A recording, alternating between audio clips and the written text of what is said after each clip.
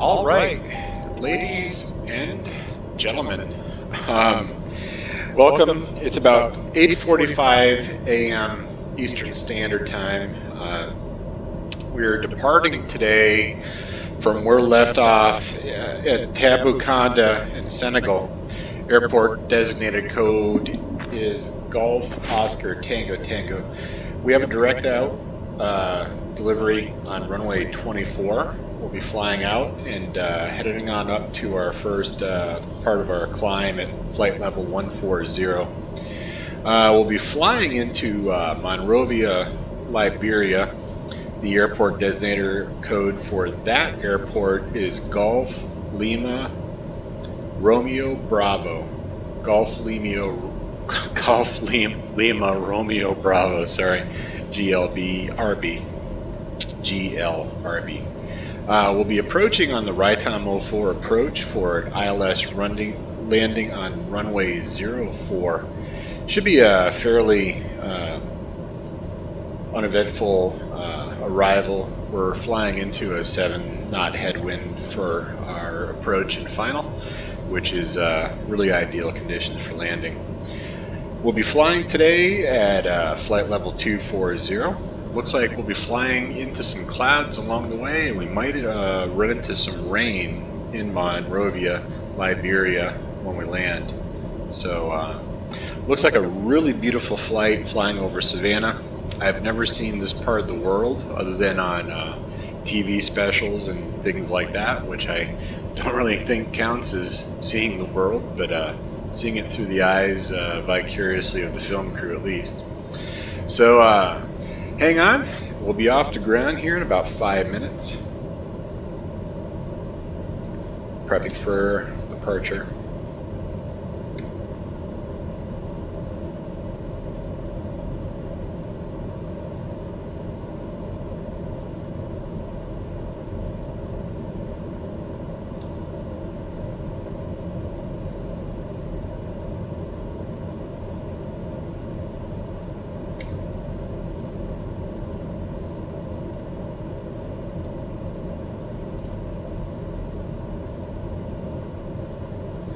Looks like a nice warm day. It's 37 degrees Celsius out there, which I think is like 95 degrees, something like that Fahrenheit.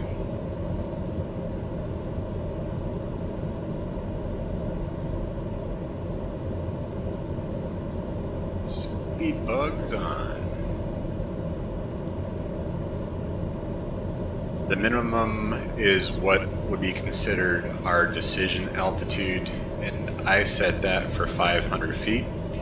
Some people set that as their minimum altitude in which they take over from GPS or navigation, and I like to make that the point where I have to make a decision to either land or go around. So that's the point where I'll make that decision.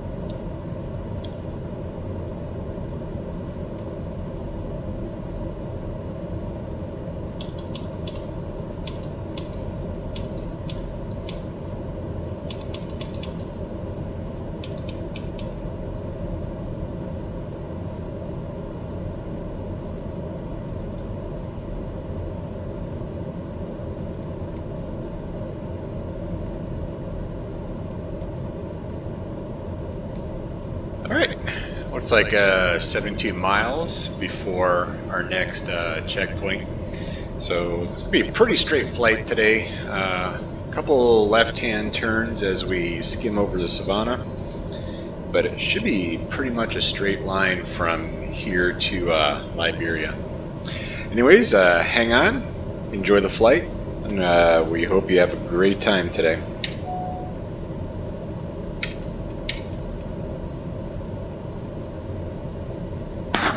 All right.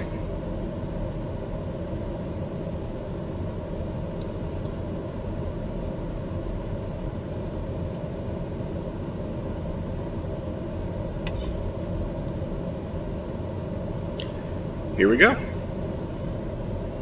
Engine spooling.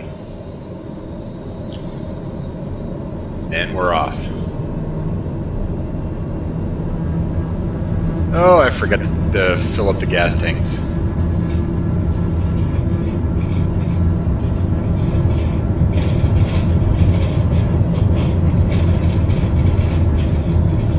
Alright, 7 knots. Beginning our rotation. And we're off. Gear up. Autopilot on.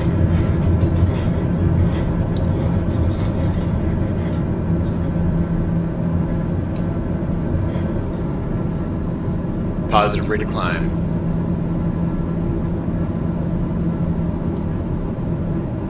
It is pretty down there.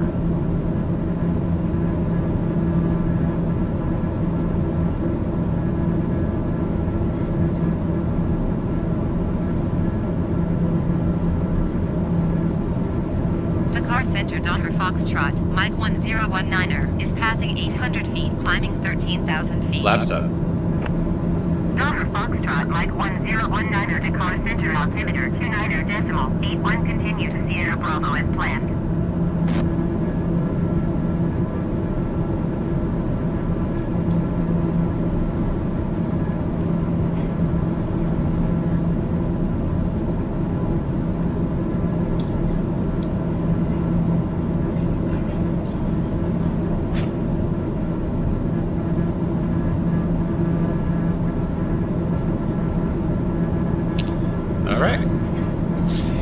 Missed that last message, so let's just double check that.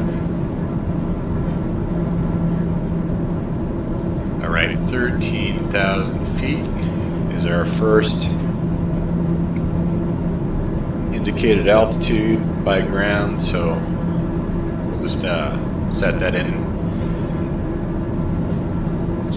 And let's set the barometer for local.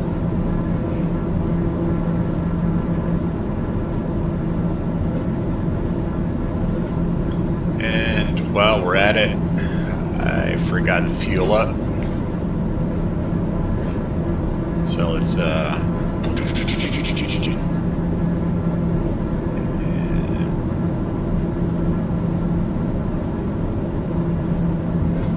there we are, close to max. Full of passengers and luggage.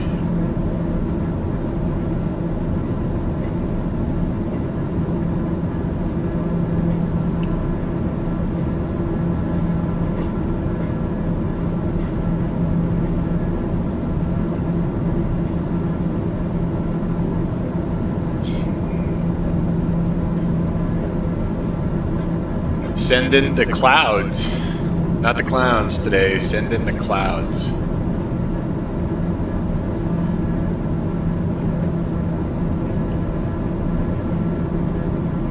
Looks like here in about 100 miles or so we'll be flying into a nice wall of them. Goes from left to right almost all the way around us.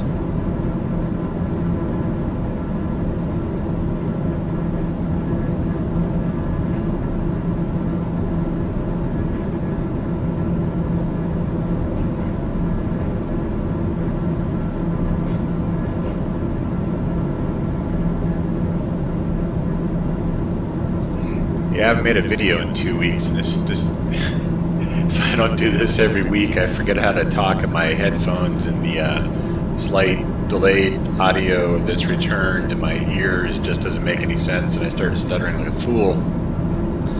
So yeah, I've got one of the cans pulled back so I don't sound too moronic here. Alright, local time right now is 1:54 p.m. It's 13:54 p.m. Total flight time today is 2 hours and 46 minutes, and it's projecting our estimated time of arrival to be about 5:30 p.m. If we take a look here, we can see our estimated time of arrival says 17:29, 17:30. That's 5:30. So, and we've got 19 minutes remaining in this stretch. So let's keep everything configured the way we have it and continue our climb on up to flight level 130.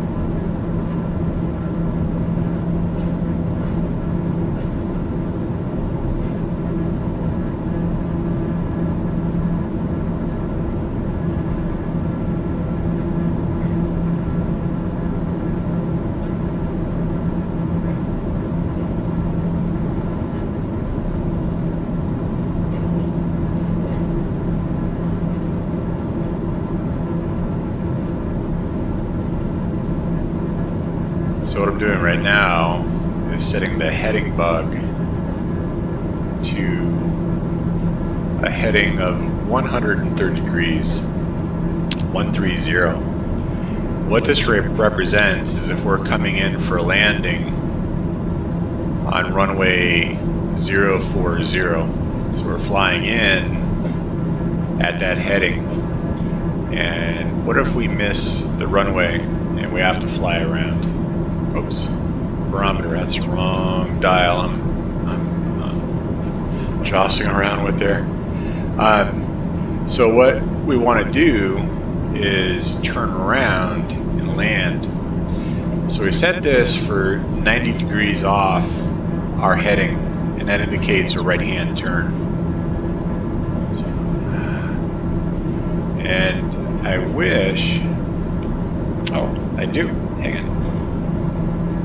I keep forgetting I have this. Look at that, look at that. So 130. That's so much easier than using the mouse. I keep forgetting that I have that option on my flight panel.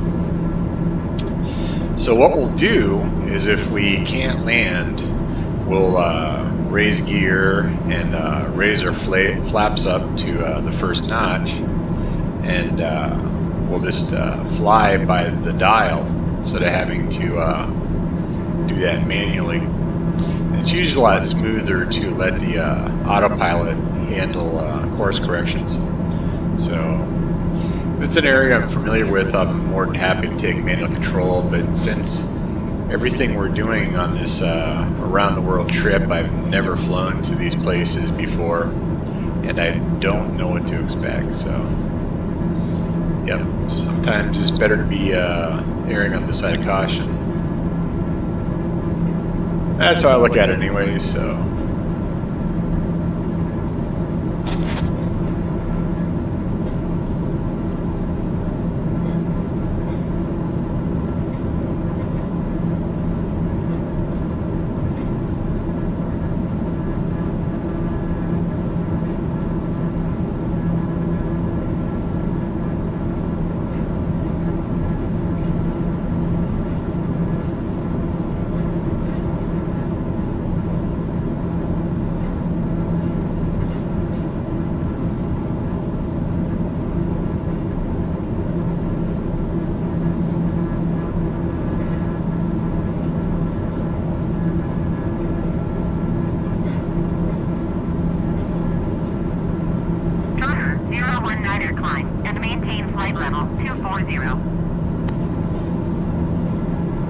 Climb and maintain flight level 240 Docker 019er. Alright, dialing in 240.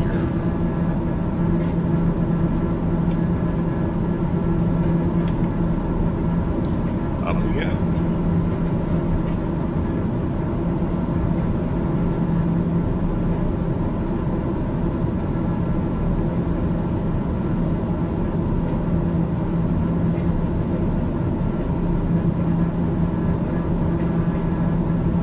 We're at 11,000 feet remaining in the climb.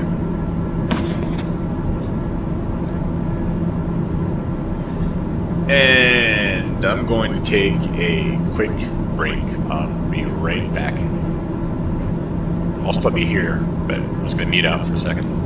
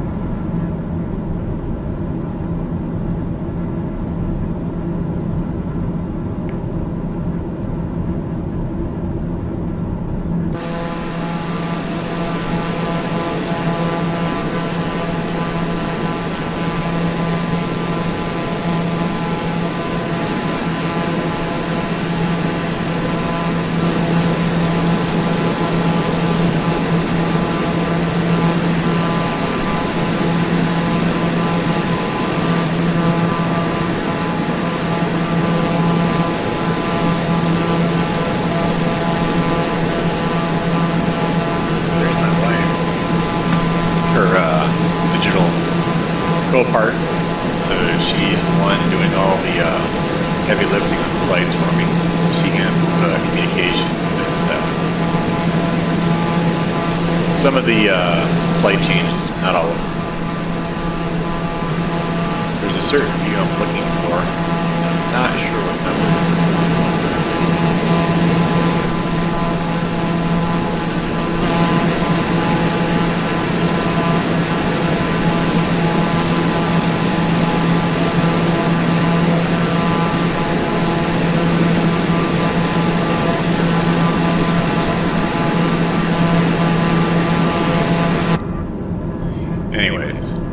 Anyways,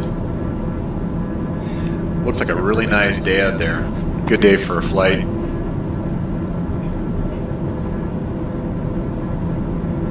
Great day for a flight, actually.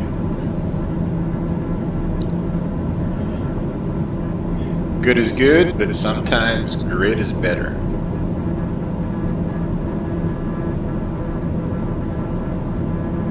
So it looks like we're almost halfway to our first nav point here. And looks like we're flying directly over a ground beacon.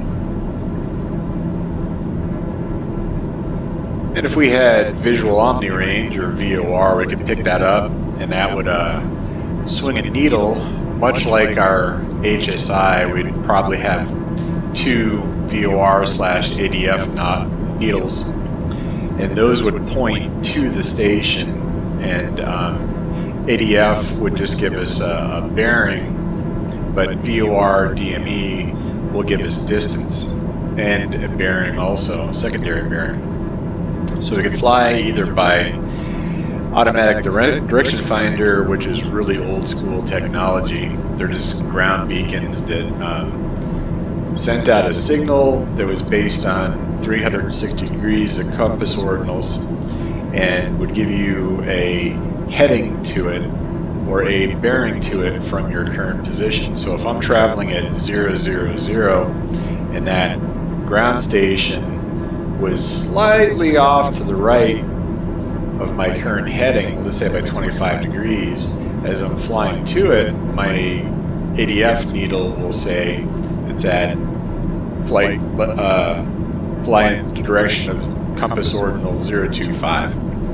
But as it became further on my right, that needle will swing 40 degrees, 50, 60, then 90. And then after that, I'm not flying to it, flying away from it, or from. So it would give me a to from flag. It would switch from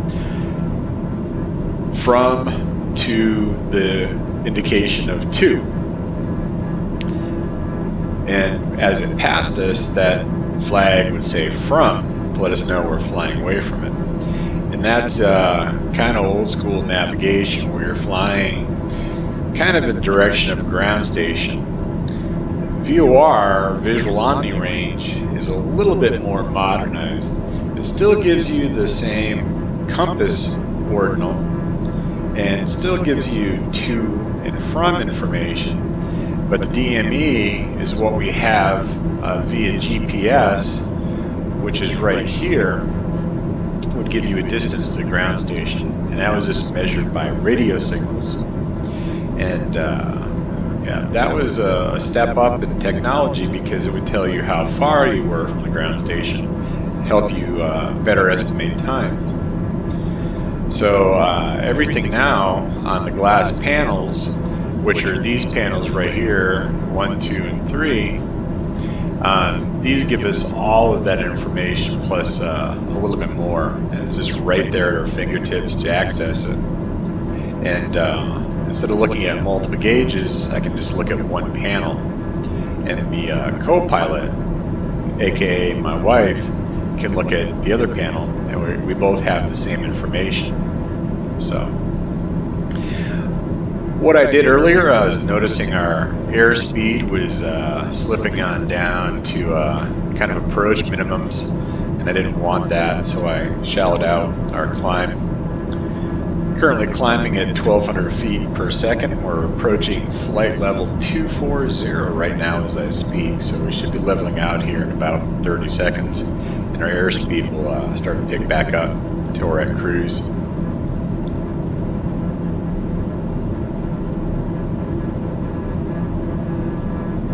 Alright, and as we level out, that airspeed will start to pick up slowly, and it'll start to build as we maintain a level of flight.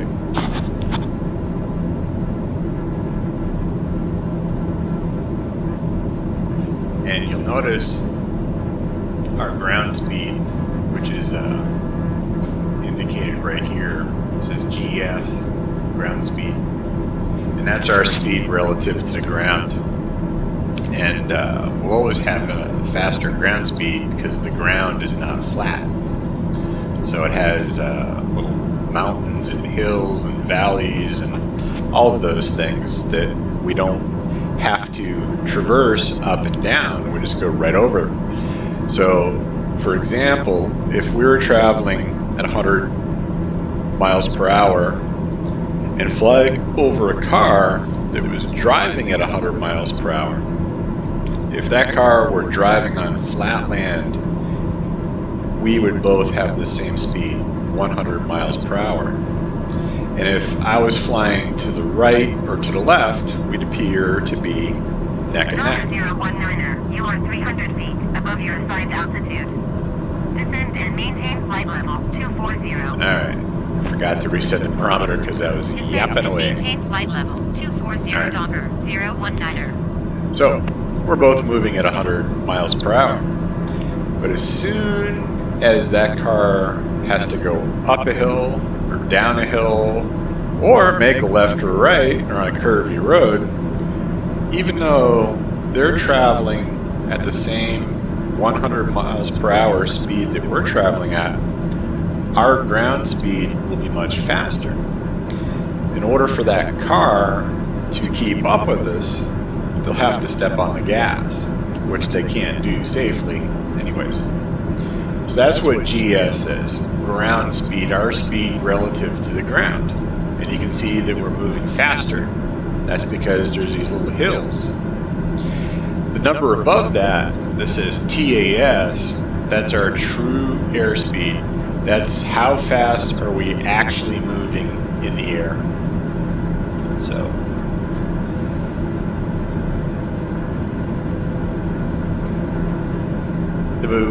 the maximum cruise speed for this is 315 nautical miles per hour, and we'll probably slowly get close to that but you can see we have a slight tailwind, which is pushing us much faster than indicated. So that tailwind, if we... 019er, contact Robert Center on 128.1. Good day. Alright, transferring. 128.1 Docker 019er. Robert Center, Donner Foxtrot, Mike 1019er, flight level 240. Donner Foxtrot, Mike 1019er, Robert Center, continue to Sierra Bravo as planned.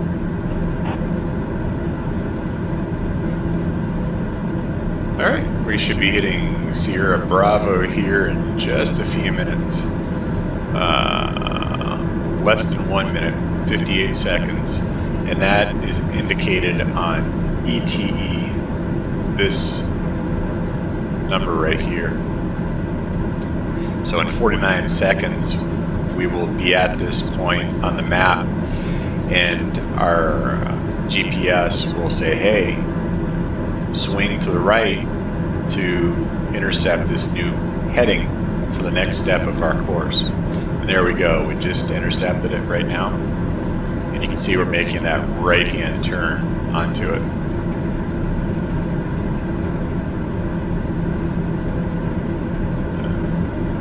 Left-hand turn.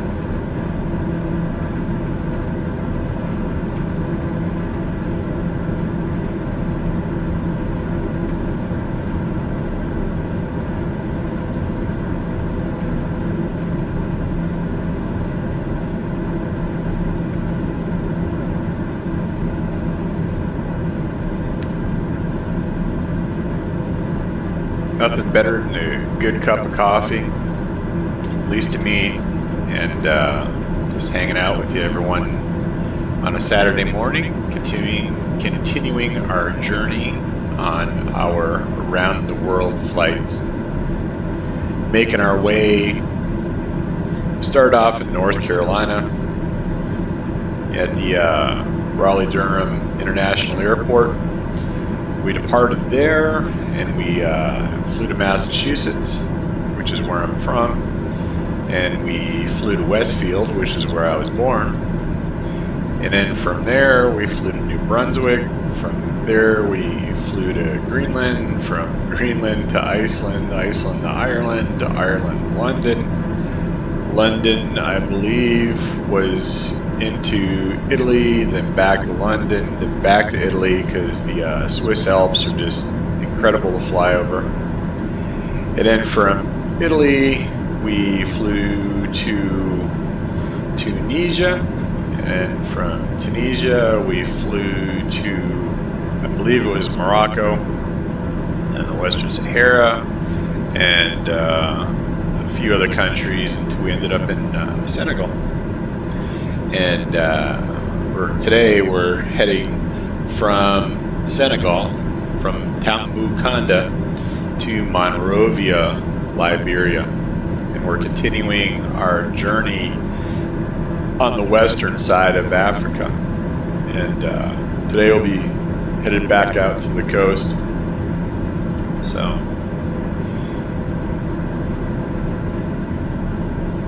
yeah, when I'm plotting the flights, I'm trying to keep these to under 3 hours. 2.5 hours seems like a good amount of time.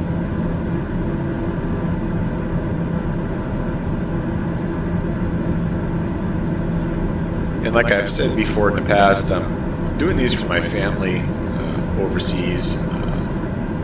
A lot of them have never flown, so I think it'd be really cool to share a hobby of mine with them. This me flying around the world, and them getting to hang out with me even though we're not in the same room. And hopefully they enjoy these videos as much as I do making them. So, but everyone else and their brother in the whole wide world, your sister, are more than welcome to come hang out with us. And hope you get the same enjoyment out of watching these videos as I do making them. And I'm not a pro. I don't have editing software. I'm just doing raw dumps off of the software and just using a simple recording tool that came with the computer. So nothing fancy. I don't do post editing. What you see is what I see.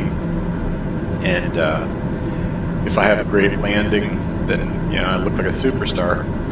And if I have a less than great landing, then you're there with me when I don't. So.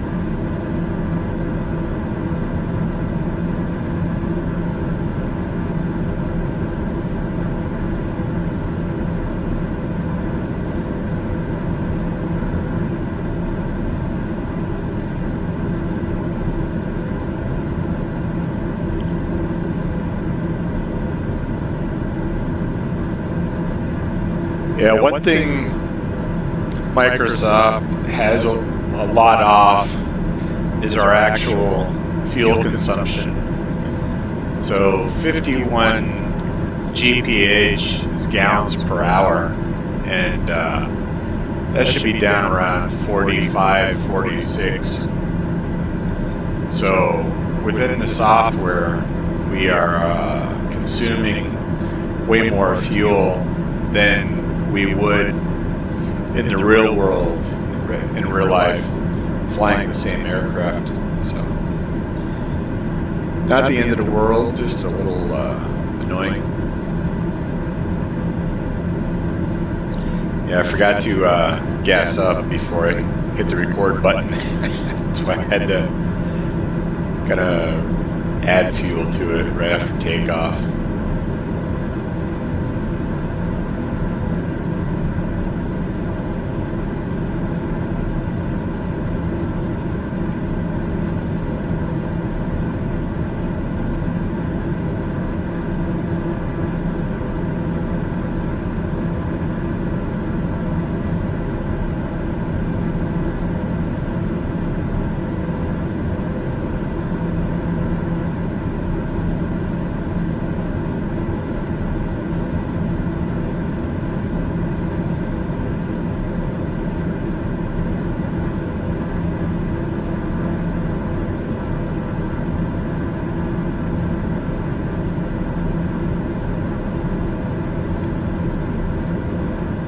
Looks like the clouds are starting to pick up a little bit.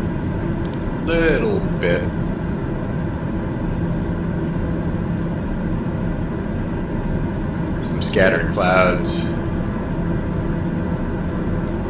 kind of all around us.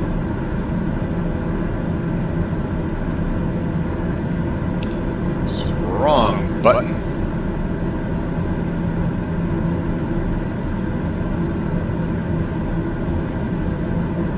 According to the weather radar, there's nothing really accumulating out to 200 nautical miles, so let's keep an eye on that as the flight progresses. And once again, you can see this current indicator is at 0, and maybe that's supposed to be 0. I don't know. Maybe that only indicates current if we are connected to a ground supply, like a ground cart that would give us voltage before we turn battery on or do engine start or anything. Yeah, I'm not really sure why that is reading 0. But it doesn't affect us, doesn't seem like it affects us. So as long as we stay airborne, that's really all that counts. We are 34 minutes into today's flight, on our way from Tambucounda, Senegal to Monrovia, Liberia. We had a straight out departure from Tambucounda, and we're flying in to Monrovia, Liberia, for an instrument landing system flight on runway 04. So when I planned the flight, the maps were showing almost a direct headwind at landing, so it wasn't too radical. It was showing about 7 nautical miles per hour, so about a 9 mile per hour headwind. So not too scary, not too bad. Just as long as it's not a shifting wind like the one we had at the Canary Islands that was just probably too excessive for this aircraft. Ended up landing, but it was nothing to write home about, that's for sure. It was a rough landing, and if that was real life, I probably would have lost my pilot's license, and probably would have been looking at about $100,000 to repair. So, yeah.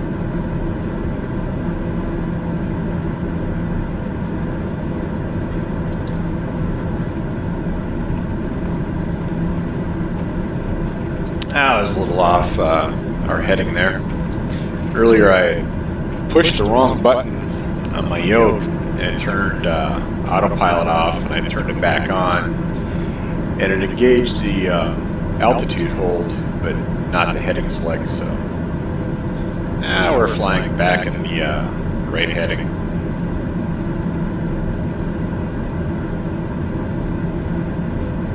Flying back on the right heading.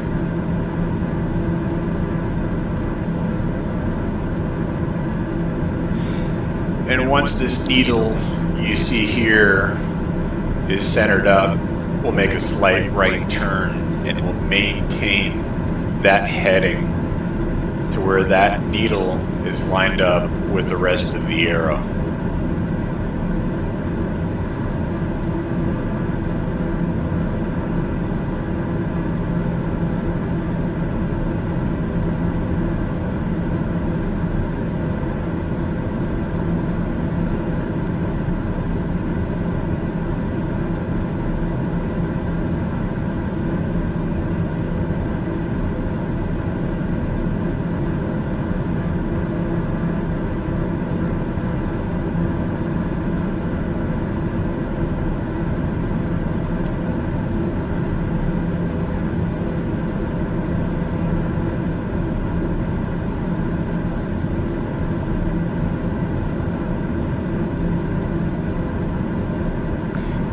Looks like we are roughly 7 minutes from our next ground beacon that we're going to fly over.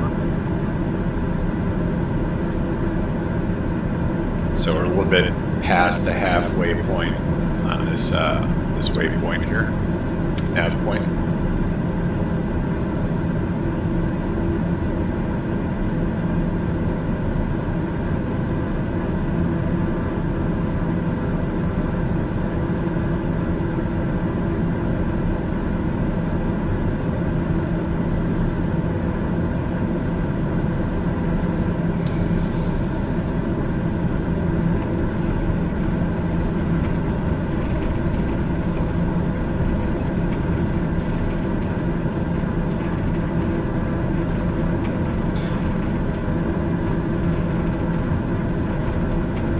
Just doing a little turnaround here to get a look at some of the scenery. It's beautiful down there.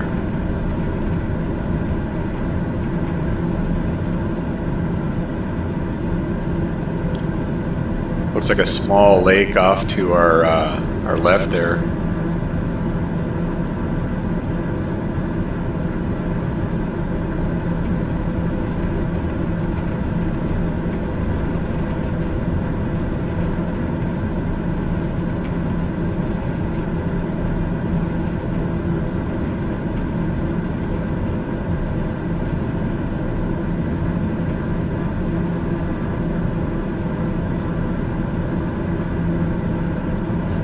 All right, I'm gonna mute the mic here for a few seconds. I'm not going anywhere, but I'll be right back.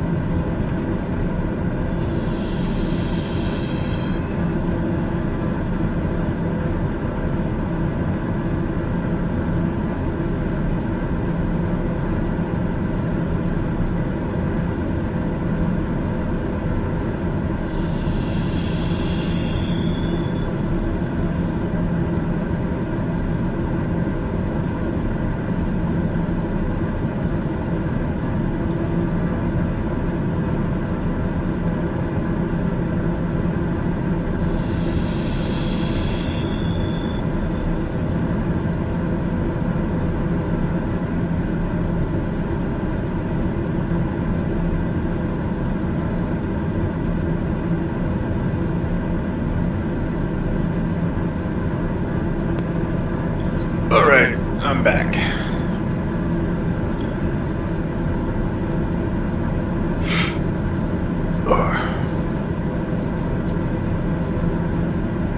This was a crazy work week for me.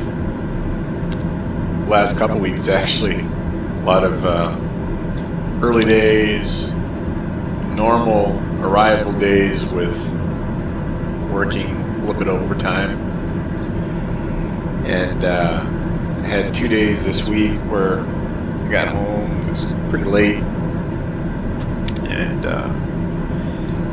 yesterday I had to go in almost 2 hours ahead of my normal start time. And it was just kind of not a super busy day, but just a lot of things that were all back to back to back, and I was thankful to get through them and get them finished. And I'm sure my manager was happy to see that my work was caught up and, you know, complete. And he and I had talked for a little bit, and then I proceeded to start my weekend and finished up dinner about, I don't know, 5:30, 5 o'clock, something like that. And by 6:30, I could not keep my eyes open. I was out. And the next thing I remember was about 9:30, and dogs were making noise, let them out, and proceeded to watch mindless programming on YouTube for about the next 3 hours, and fell back asleep about 1 o'clock in the morning, and woke up briefly at 2:30, just checked the clock, and I zoned back out. Next thing I knew was 5:30 this morning, and just kind of didn't do a whole lot, and got started with the flight planning about, I don't know, 8:15, and then started a flight like 8:45. So yeah. Looks like we are about 43 minutes into today's flight. If all goes according to plan, we've got about an hour and 45 minutes remaining in today's flight. As we gain a little bit of speed with this tailwind, you can see our ETA is scooted on up to 4 p.m. UTC time.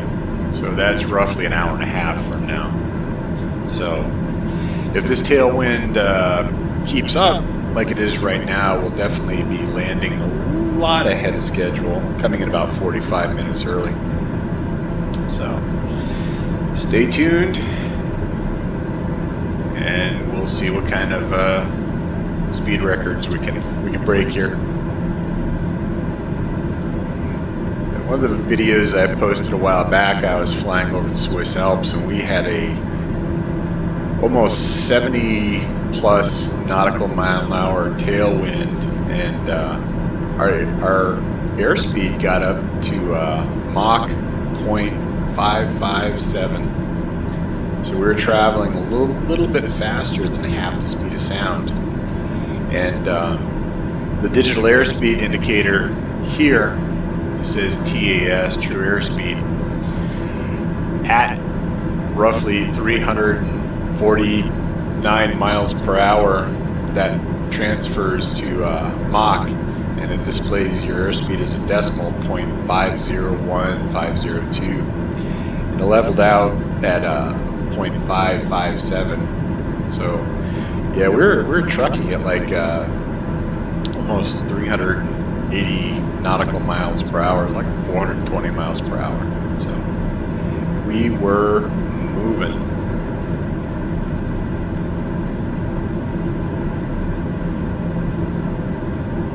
So it looks like we just intersected our next beacon, and let's take a look at the map. So in the real world, this would probably be on a iPad or something like that. If I didn't use a paper map, but we took off here. Here's our first beacon, and we just intercepted our second beacon. And this one here is 226 miles all the way to here, to RL. And then from RL, we fly to Rightham. And then we're gonna make a big right turn. And here at Ruhan, if not at Rightham, we're gonna start our descent down and begin our initial approach. And once we get to this area, you can see we're going to start our initial approach into the area. So we're going to fly towards the airport, and we're going to swing around, and we're going to circle out around the ocean. And they do this to space out air traffic. So if I had all the flights turned on, we would be in a pattern with other aircraft. But that's disabled. I don't really care about flying with other aircraft at the present time. And yeah, just like flying around by myself. So yeah, it should be an interesting and really beautiful landing today. So I think we're going to run into clouds also over Monrovia as we come into the area. We'll see. We shall play it by ear, so they say.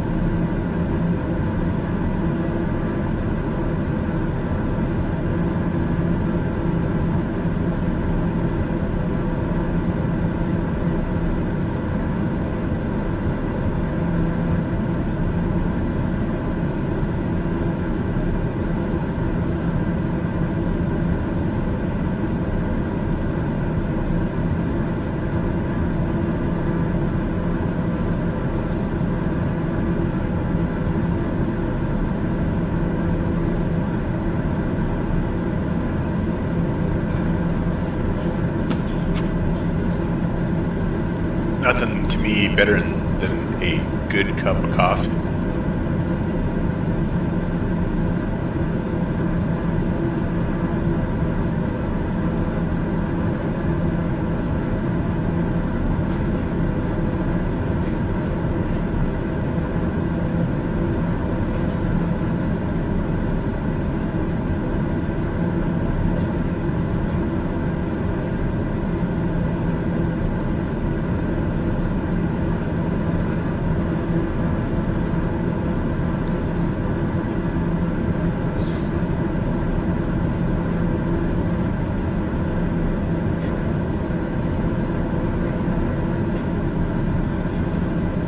Let's see how radar looks.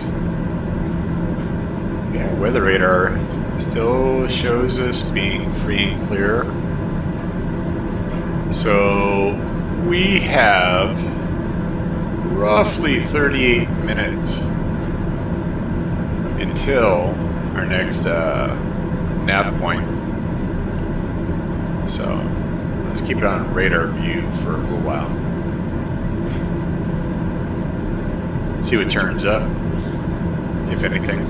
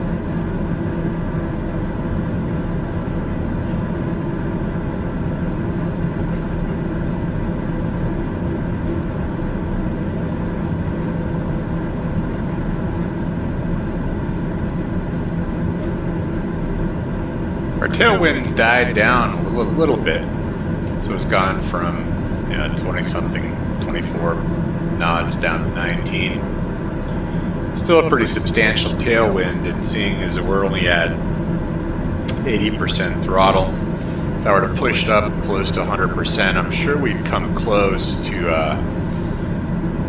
half the sound barrier in speed, but we're already ahead of schedule, so there's no need to rush. So we'll just keep it where it's at.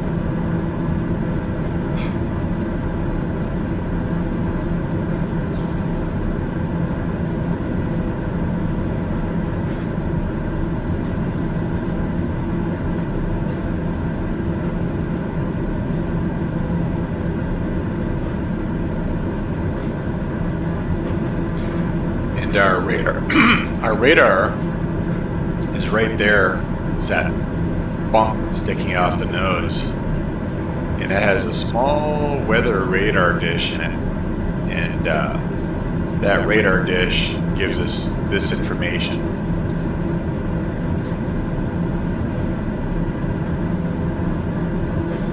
And if this were a military aircraft, it would give us all kind of information on other aircraft in the sky, their identifiers, what kind of aircraft they are, range, speed, all of that information.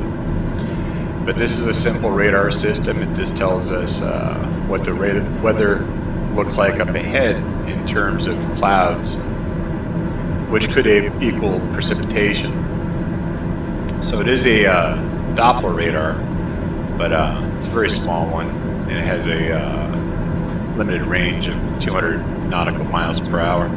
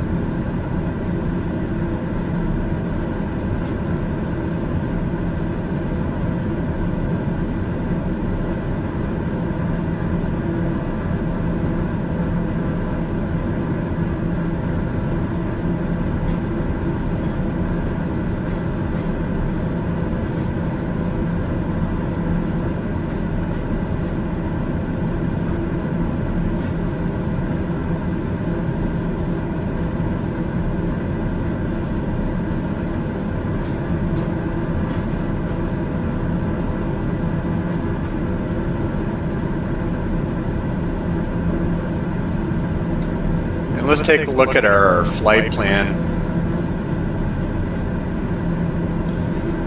So right here, I'm not sure how to pronounce that, Run. We're going to step down to 14,000 feet. So what I'm going to do is I'm going to dial that in to our selected altitude of 14,100 feet. I can't select anything smaller than 100-foot increments. So we're prepped for that. That's going to be another 300 plus nautical miles. It's going to be a while before we get that point. But we're ready for it. And the ground might give us different instructions. They might say step down to 16,000 or flight level 160 or flight level 120. We don't know. We'll just prepare for it.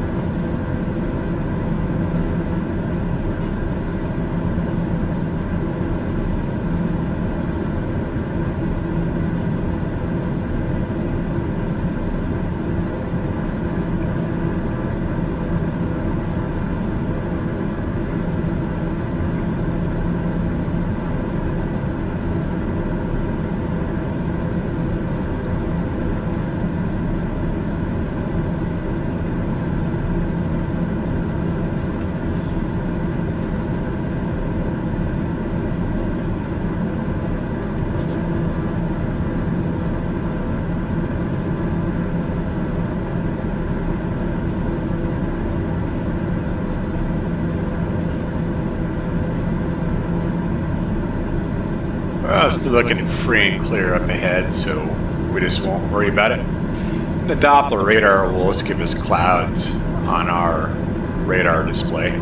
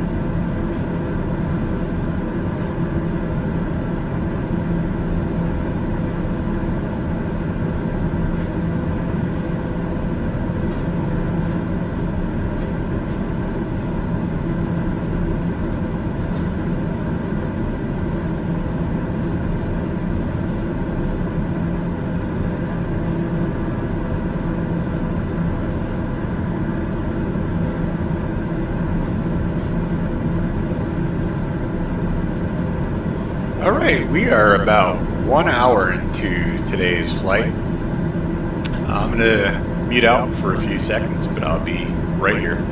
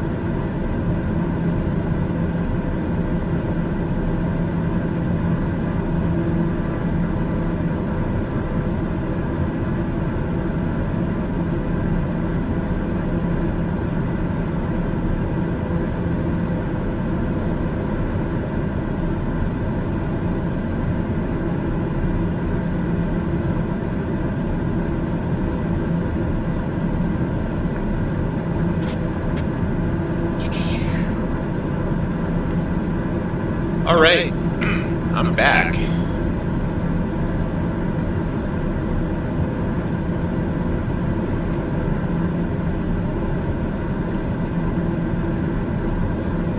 It looks like we're making some good time here.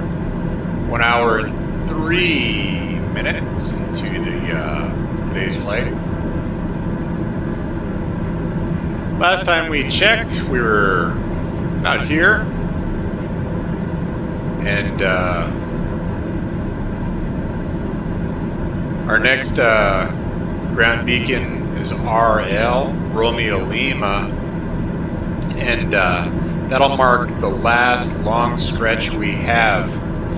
And then once we make this right-hand turn, or left-hand turn, sorry, this will begin our approach into the area. And once we cross over Rune, this will begin our initial approach. And then we're going to fly it over the ocean, turn inland towards the airport, and then make a left-hand turn around into this loop, and then we're going to line up for our final. So right about here, as we hit the coast, that'll mark our final approach, and we'll prepare us for landing. And then from here, RW04, or at some point prior to that, we'll switch over to ILS, which is our instrument landing system, and then we'll use that to bring us into the runway. Hopefully it lines us up to the right, or the correct runway. There's only one here, but I've noticed on 2 of my flights since I've had Microsoft Flight Simulator that the airport would have a runway listed as 08 right, for example, but in real life it would be 09. So in the software it was still 09, but instruments would bring us in off, and we'd have to make a manual correction. This doesn't happen too often, but it happens, and when it does, we have to be ready for it.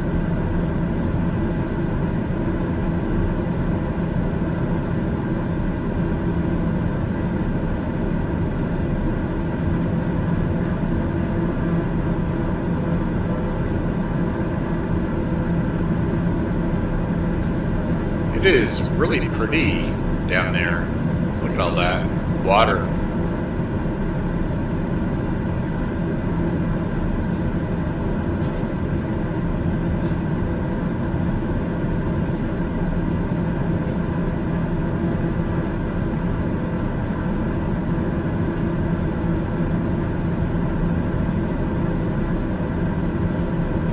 Rising moon.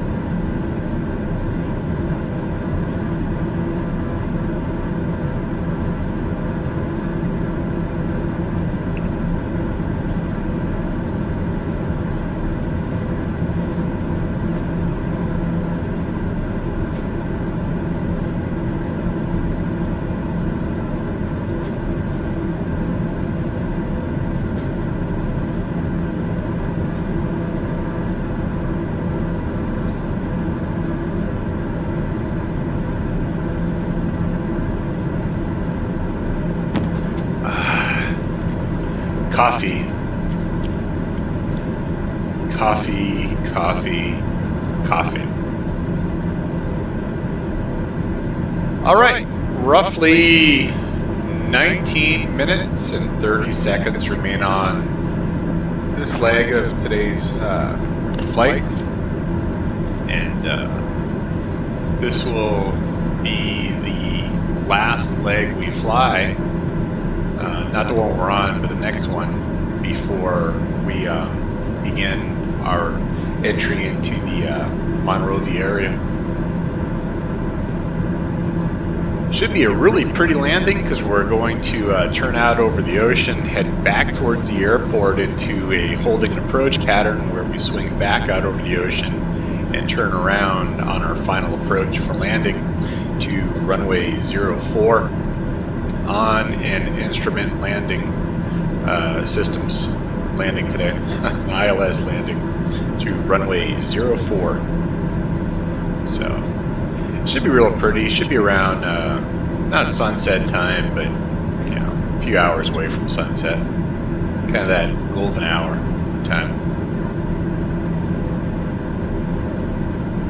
And we're not landing into the sun, so it should be really clear.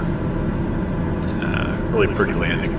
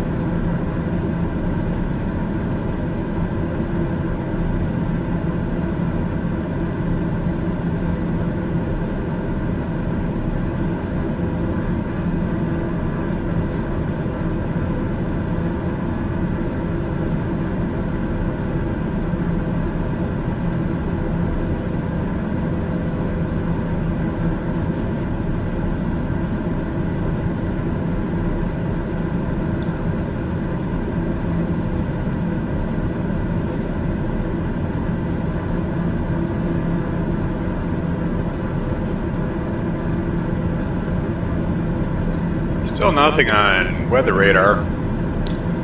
Flight planning is showing this morning some clouds in the area. Weather report was overcast and cloudy with some rain. So I'm not sure what we're actually going to see. So for the next, I don't know, 20 minutes or so, we'll just keep weather radar on, as what you see in the center console right here.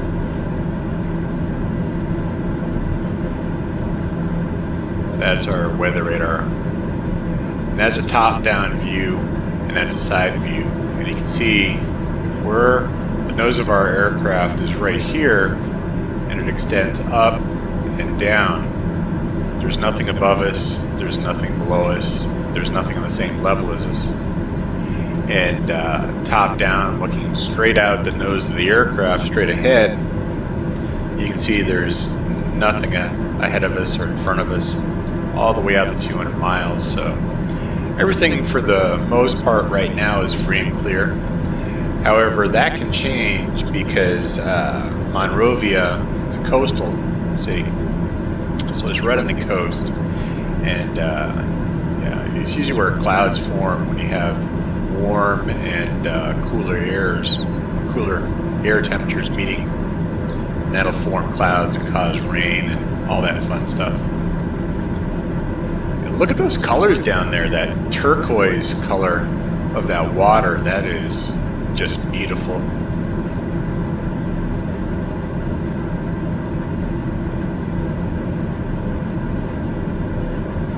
Didn't expect to see that.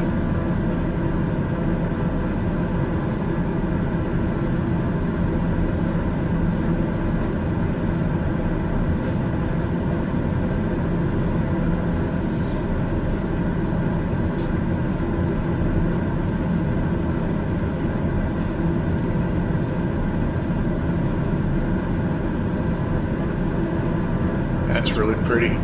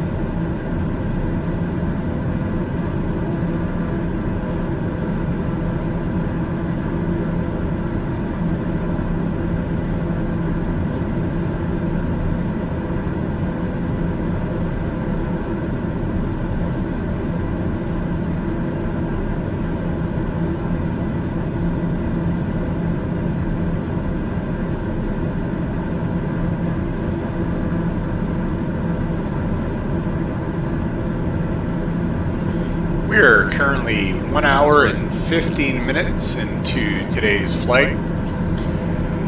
We're still showing a 4 p.m. ETA into the area, and it is currently 3 o'clock almost. It's 2:59 and 36 seconds. So this would seem to indicate we have about 1 more hour in today's flight plan. And I'm going to put 15 minutes onto that because we're kind of flying this really interesting out and back again approach on final. So for most of that, we'll be limited to about 160 nautical miles per hour. So that'll slow us down a little bit. So flight plan today was calling for 2 hours and 46 minutes. I think we're going to end up making it about 2.5 hours. So you never know. Might be 2 hours and 46 minutes on the nose, but we'll see more as we enter the area.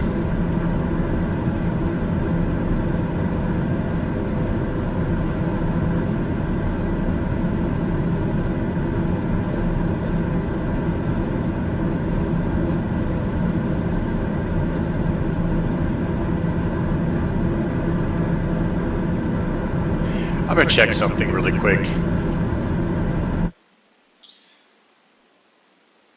For some reason, the software loves to... Okay, we're still... It seemed like I might have been on a lower resolution display than I was. And every once in a while, when patches are applied, for some reason, it turns my video display down to 1080, and things don't look right. Even 2K doesn't look quite right on my display. And I was just looking at things, and I just wanted to make sure that what I was seeing was actually 4K on my panel, and it still is. So nothing got changed on the latest. So.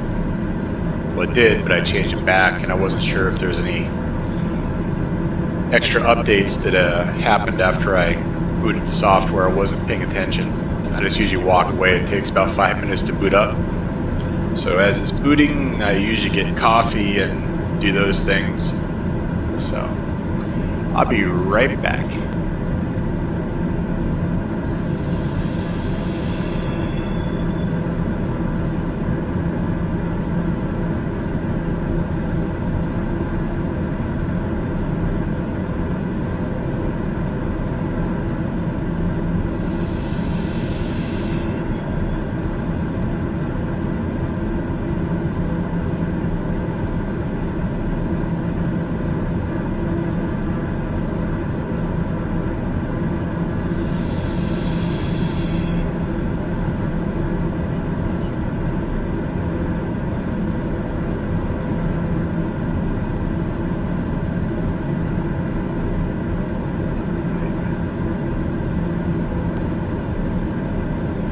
Dogs that earlier. I just want to make sure they were still out and about in the backyard. It was raining last night, and one of our dogs is about 6, and the other one is 16. And 16-year-old, he is it's kind of weird. He can hold his bladder for a day easy, and we don't deprive them of water or anything. They have water 24/7, food, kibble. But sometimes he gets funny and decides he's going to make a pee on the floor. And he went out yesterday before the rain picked up. He didn't go out last night. And I checked on them this morning at 7:30, and they were both snoring. I mean, they were cranking out disease. So I just took them out about 20 minutes ago when I refilled my coffee, and they were both happy to go out. And it's not raining. The rain let up about an hour ago, and the sun's breaking through the clouds right now. So they're probably outside in the backyard. It's penned off, and for some reason these rabbits love to sleep in the flower beds and hide in the flowers, and they'll smell something and they'll go looking for the rabbit. It's kind of funny because the rabbits will just hop away in the opposite direction. Dogs don't see him. It's the funniest thing to watch is these rabbits. They don't run, they just kind of like meander off a couple hops, nibble on some grass, a couple more hops. They'll pick their ears up and listen. The dogs will smell them, but they don't see them because they're trying to investigate where they slept. And once the dogs see them, they're usually at the gate and they just hop out. So, yeah, I don't mind about rabbits in our backyard. They are more than welcome. We've got a lot of wild clover, and they just go to town and keep the clover under control, so we're happy to see them. Plus, the rabbits are in the food chain for our local hawks and falcons, and every once in a while they get picked off. We've got a little koi pond out back, and back about 3.5, 4 years ago, I was out there one day, and one of our neighbors, they have a pond, and their dam broke, and it's a pretty substantial sized pond. I'd say it's probably about 10 acres, and it butts up against the property of about 5 homeowners. But there's this one homeowner up the road from me who owns the pond, and when his dam broke, all the water drained out of it. And this was like in April. And that summer, I don't know how frogs and toads find water, but I swear to God, we had every frog and toad from that pond that could make it to our house a half mile away. And that summer was an incredible summer because koi, they will eat toad, frog eggs, and frog tadpoles, not toad. Frog eggs and frog tadpoles taste good to them. Toad eggs and toad tadpoles do not. And yeah, they wouldn't touch any of them. And our koi pond at the time had 8 koi fish in it and some goldfish. We used to have in an indoor aquarium, now live outdoors. And yeah, no, it's not cruel. Goldfish will survive because they're in the koi family quite well under the most inclement of conditions. So the spring, summer, and autumn months, we have a filter on the pond.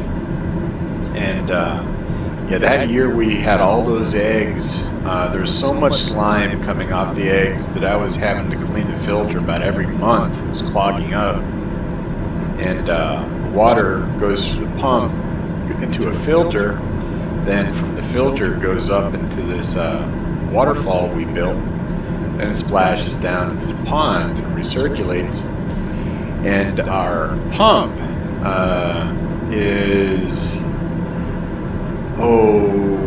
I think it's 1,000 gallon per hour pump, or 1,500 GPH pump, and circulates the water on average 3 times per hour, so it keeps it fairly well oxygenated. As from the waterfall going down the causeway into the pond introduces a lot of oxygen that way. And the year we had all those frogs and toads, I was out there one day. It was July, as they were coming out of the pond, lost their tails and getting ready to breathe oxygen. And there is this big bullfrog sitting up on the rocks. We've got these flat pieces of granite at the top of the pond, ground level, and the same granite goes up the causeway, and then got sides on it. It's all sealed up with sealant.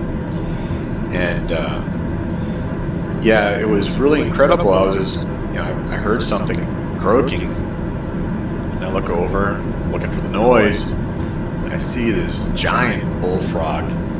And this thing had to have been a solid 1.5 pounds, 2 pounds of amphibian muscle, fat.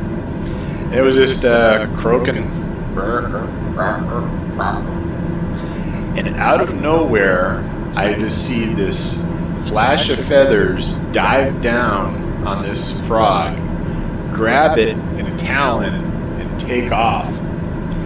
And it was one of our local hawks. And the whole encounter, from when I first saw it to where I lost sight of the bird, because it flew around the side of the house up to the trees, probably only took about 5 seconds. And yeah, I've never seen a hawk or falcon take a frog like that. I've seen him take rabbit a couple times, and that was pretty wild to watch. But yeah, I didn't know they ate frogs or toads. And yeah, that was the summer. They were probably eating really well. Really well. It's like I had a French bistro in my backyard, and they were just going nuts. So, and that's not a slight against the French. Frog legs is a big delicacy in cuisine in France. So, not for me, but a lot of people enjoy it. So, not knocking it. All right, we're almost 1 hour and 28 minutes into today's flight, and looks like the clouds, we can see them with our eyes up ahead. There's clouds above us. They look like they're probably topping out about 30,000 feet, and there's clouds below us, look like around 21,000 feet, so a few thousand feet below us. So not sure what we're going to expect moving forward to the west, but it's going to make for either a really beautiful landing or a interesting one. So we'll see here in about another half hour.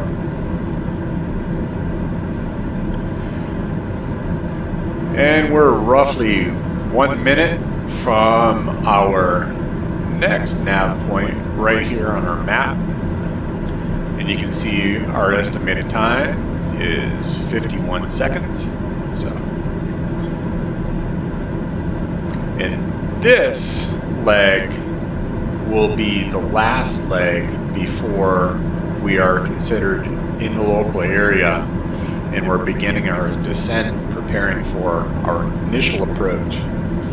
And initial will bring us all the way close to the airport, swing us to the southwest out over the ocean, and there we'll continue our descent and turning around. And as soon as we complete that kind of roundabout, we'll be on final at that point. Short final is, I believe, what it's called. And then at that point, we'll get ready to lower gear and engage our instrument landing systems, ILS, for our approach today into runway 04. All right, here's our turn.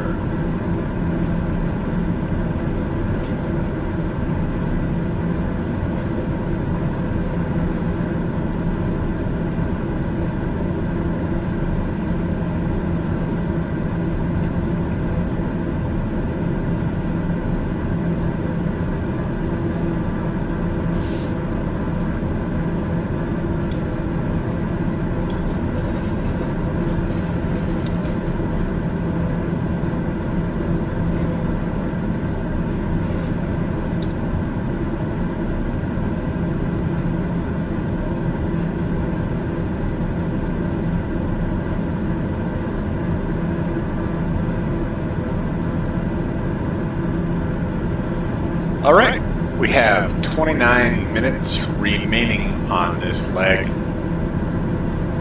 and here's our estimated time on that leg. 29 or 28 minutes, 28:54 and counting down, and our distance is 100 nautical miles. So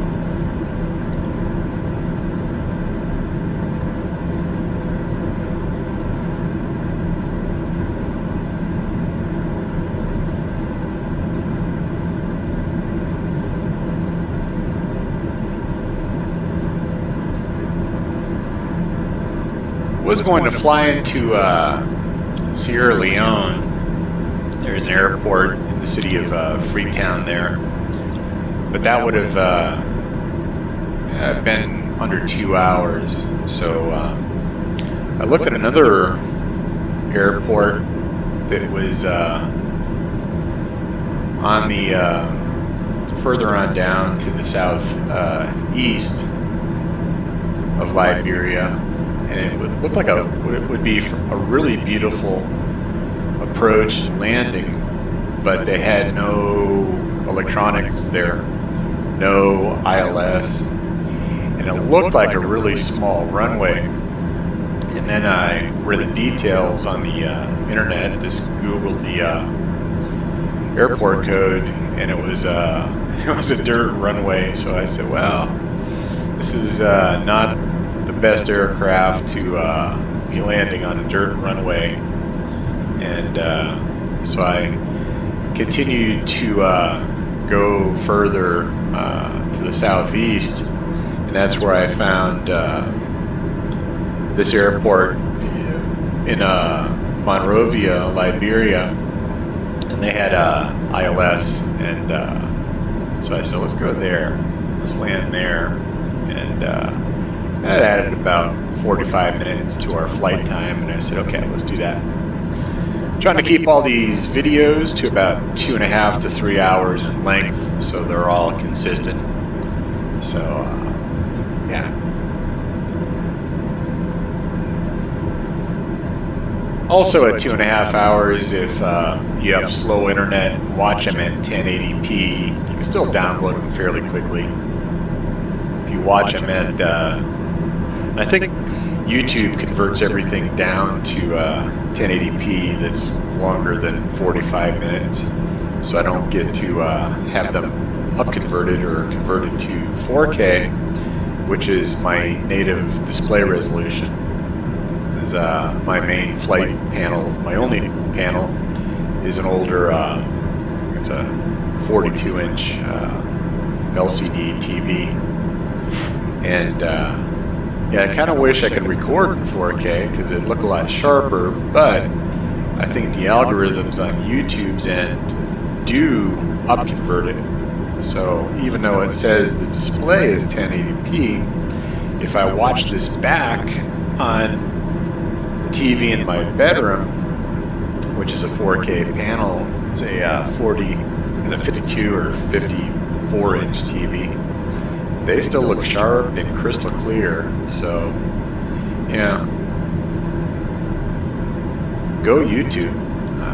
I appreciate YouTube, allowing myself and millions of other people to upload videos for lots of people to watch and enjoy.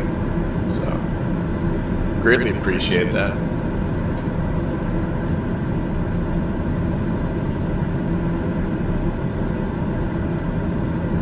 So our tailwind is kind of died down a lot. It's down to 8 nautical miles per hour.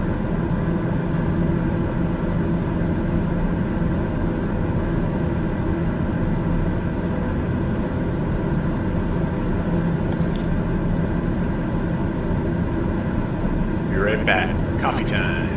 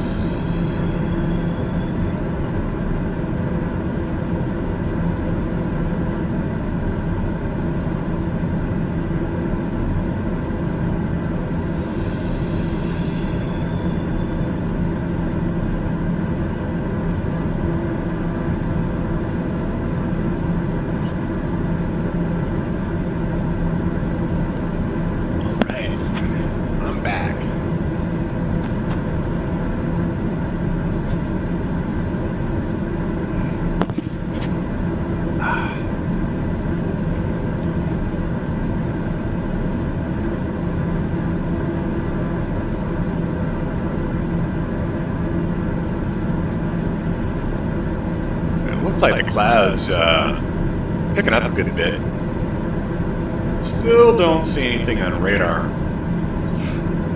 And the thing about this radar, clouds don't usually register on it unless they're really thick or they're holding water.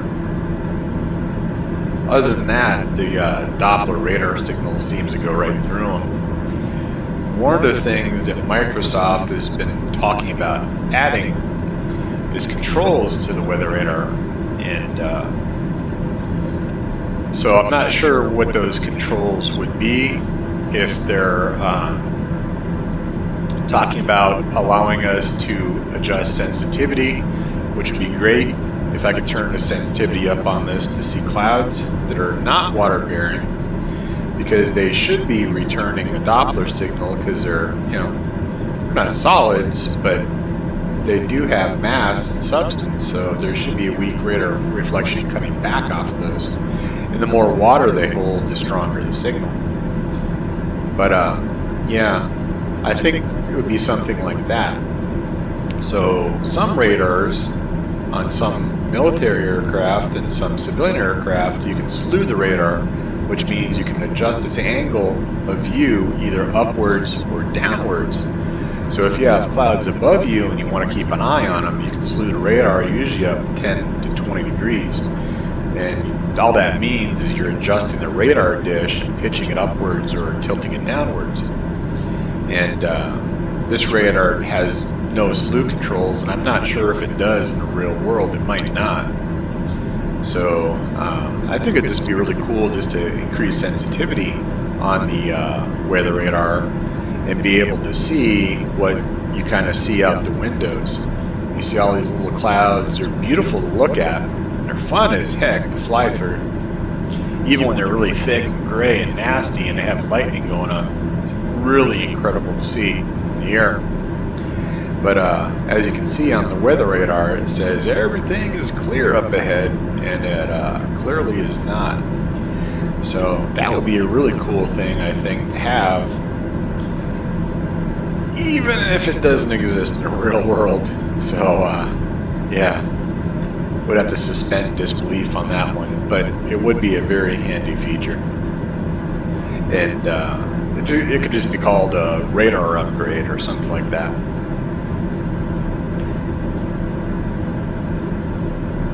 Usually Doppler radar will return radar signal on clouds whether they are holding water or not, just because they have mass. So, and they are not completely transparent. Not to the radar anyways, they do return a faint signal. So, So guys and girls, ladies and gentlemen at Microsoft, if you're listening, having some control over weather radar on the TBM 930 would be really nice. Wish, wish, hint, hint.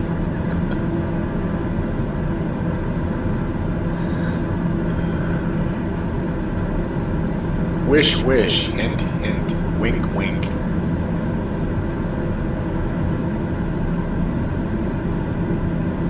Both straightforward and subtle.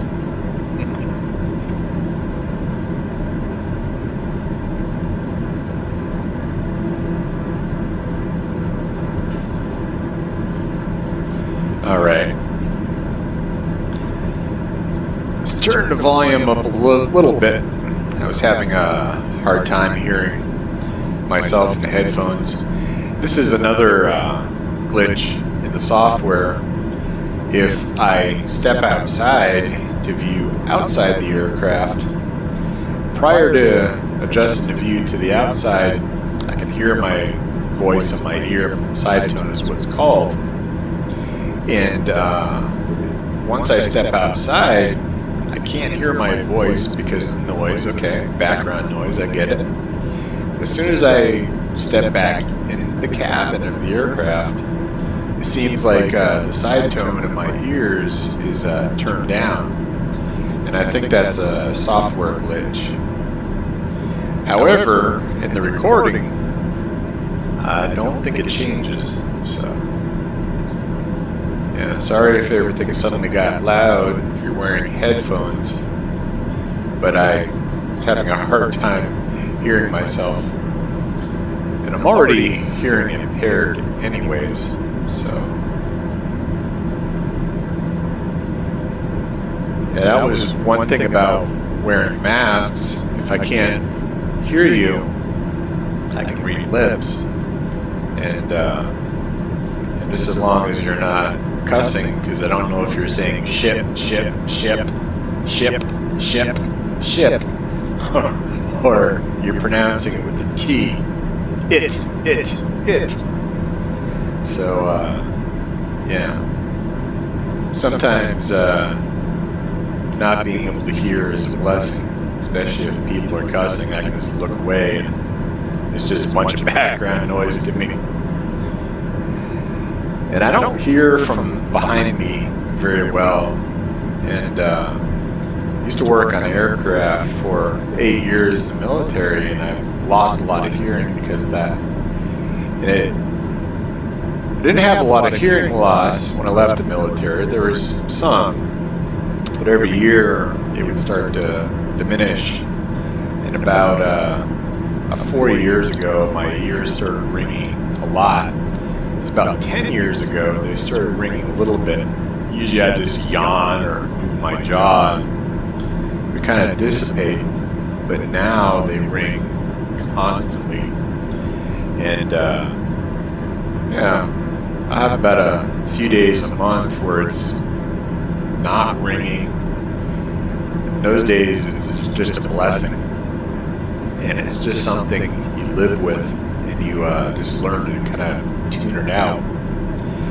And that's what makes it difficult for me to hear people. If you're talking at me, I can hear your voice, but it blends in with that noise in my ears, and it just turns into a bunch of background noise. And if I'm in a restaurant or a crowded area where a lot of people are talking, then I can't hear you unless I'm looking at you. I can hear you, but I can't understand you. I can't tell what you're saying. Sounds like a Pink Floyd song. Your lips are moving, but I can't hear what you're saying. That's a line from Comfortably Numb. So, yeah, I'm hoping to have headphones, or earphones, or hearing aids, I guess is what you want to call them, by late summer or so.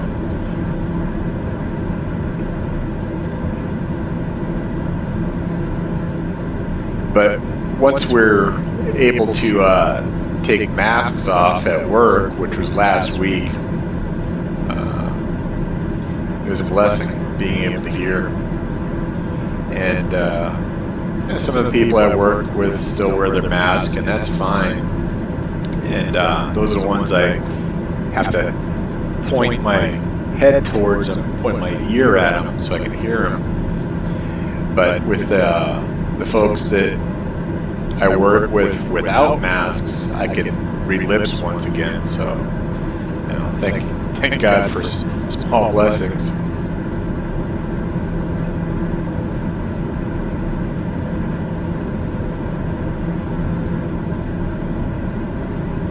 All right, we're 1 hour and 45 minutes into today's flight. It is 3:30 p.m. local time. That's the UTC time that you see here, 1528. Just subtract 12. If that number is 13 to 23, subtract 12 from it, and that gives you the actual time. So 15 minus 12, no, that's 3:30. And that's how you tell military time. Anything after 12 o'clock, 1 o'clock on up, just add 12 to it. So 1 p.m. becomes 1300, 4 p.m. becomes 1600, 8 p.m. is 2000, and goes all the way to 2359, and then it zeroes out 0001. So, but midnight is called 2400, and after that it's considered O dark 30, O dark whatever. So, yep, the universal time of 2400 is only held for a second, basically.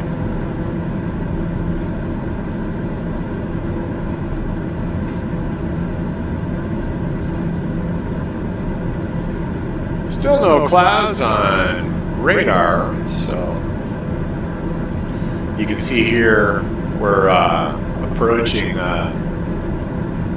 Retam, and I would imagine once we hit this nav point, we're going to get directed to begin our descent. Our descent, not our as in pirate talk. So. Yeah.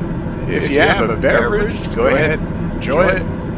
If you want one, go ahead and grab it. We still have about 20 to 30 minutes before we begin our initial approach into the area. But I'm expecting our first descent here within the next 15 minutes. So put them in a sippy cup if you have to, I guess. Sippy cup beer. Just something wrong about that. There's a lot of crazy things that us adults do, but I think drinking alcohol out of a sippy cup, there's just something inherently wrong with that. So very wrong with that, you know? It's kind of like adults sucking on baby pacifiers, you know. People who do a lot of cocaine will do that because they're always grinding their teeth. But anytime I see an adult, like anyone over the age of 18 with a baby pacifier stuck in their face, I just say, WTF, man, WTF, woman. Don't know what kind of message you're trying to send, but in my eyes, I don't think it's the right one. But I'm not judging. Yeah, that's your thing. You want to destroy your life that way? You go for it. You be the best cokehead you could be. You go do lines off the back of a toilet in a nasty restaurant. That's what you want to do? Go for it.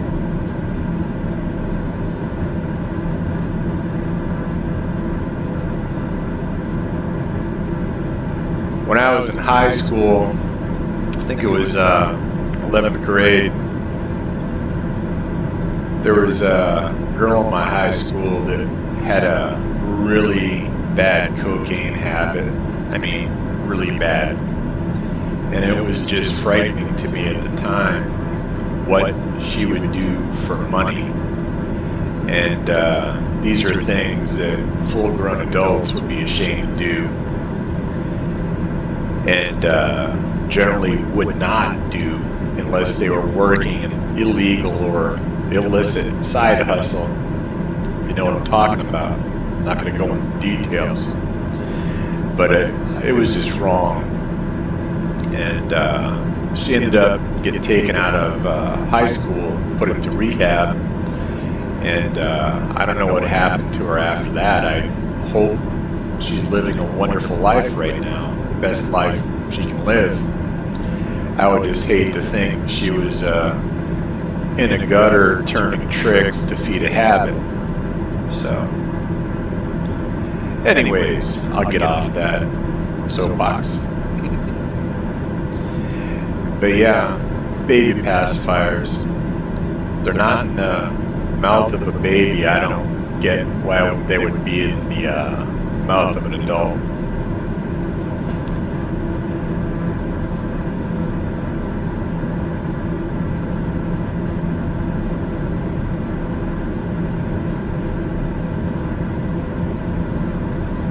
Alright, we have 10 minutes remaining in this leg of today's flight, and we should be beginning our initial approach here fairly soon, where we're going to step down in altitude. We're going to descend down to flight level 140, 14,000 feet, as we begin our right-hand turn into the area.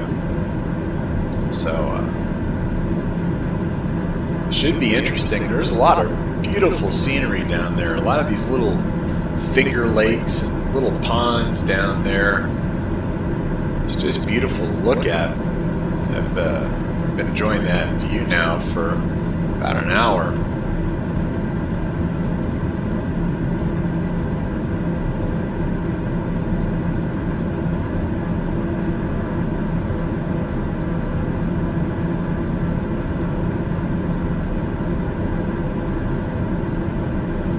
You can see the cloud cover is picking up. Also, ahead of us, all these clouds are getting really thick. So, I'm going to assume that there's weather in the area. Now you can see some clouds, some little ones on our radar displays showing up as being below us. So let's just keep watching that and see what unfolds the further to the south we proceed.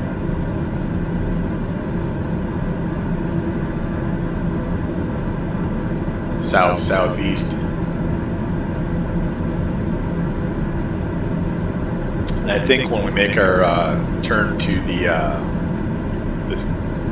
southwest by west, we're probably going to be flying through those on our initial approach into the area. So, should still be fun. Ground winds are not that bad, I don't think. And we've lost most of our tailwind. Still have roughly 9 nautical mile an hour tailwind. But a little while ago, about 45 minutes ago to an hour ago, was about 20 knots pushing us. So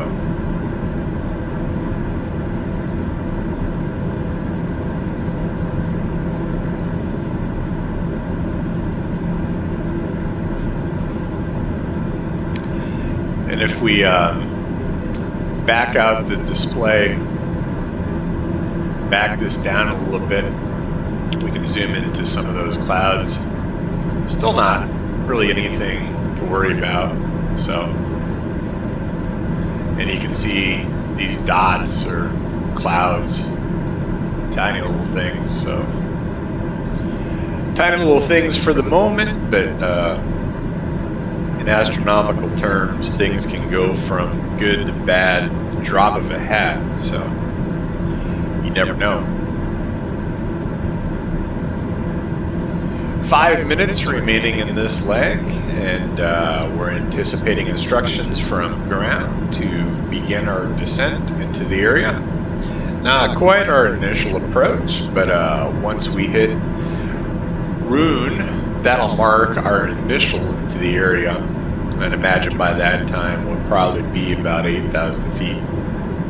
We're instructed to descend down to 8,000 feet, somewhere in there. However, I have never flown to this airport before, so since I don't have approach and landing plates at my disposal, I'm not really sure what the anticipated altitudes would be for initial, so could be a lot higher than what I expect.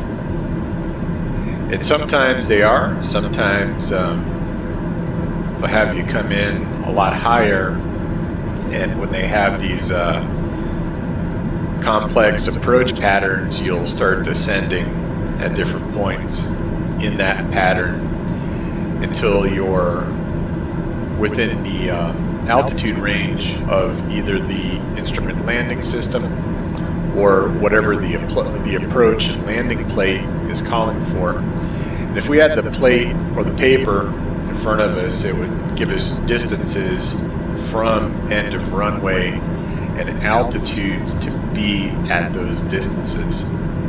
So yeah, we're not getting that deeply realistic into the sim. We just let ground tell us where to descend to or ascend to, and then we just reach those targets. So like I said before, I'm not a real world pilot, but I was involved in avionics and aviation for 8 years in the military, so I am well versed in some of the terminology and I understand what the systems do. When I was in the Air Force, I did repair work initially to the component level, and then when I came back to the States, I was working on aircraft, so I just switched boxes out, troubleshot wires and stuff like that, antennas.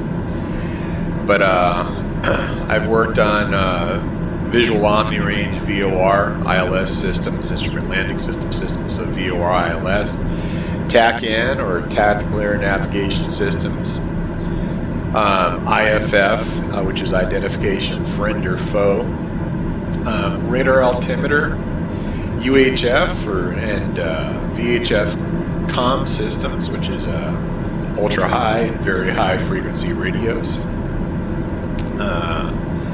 Did some mode 4 work, which is military identification friend or foe. It's how the military identifies different good guys from bad guys.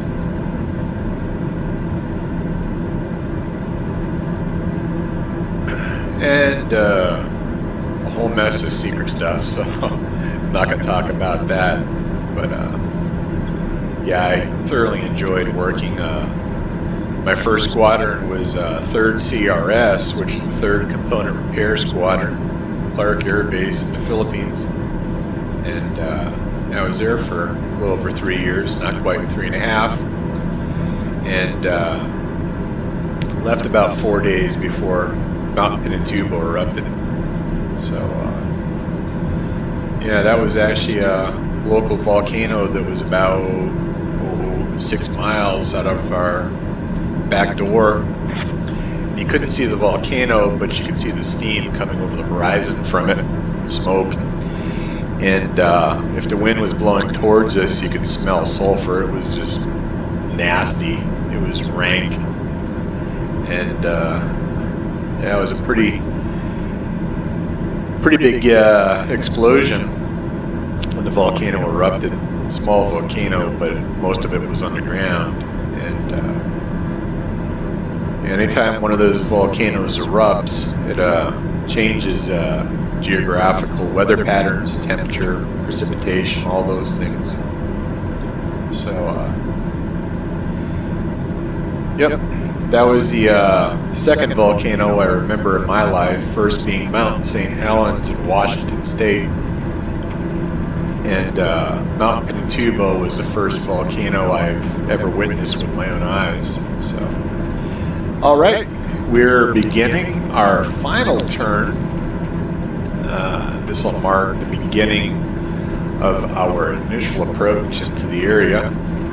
We're anticipating instructions from ground to ask us to begin our descent, but that might not happen until our next nav point of Rowan. So we'll just stay at our current altitude settings until we're instructed to descend downwards.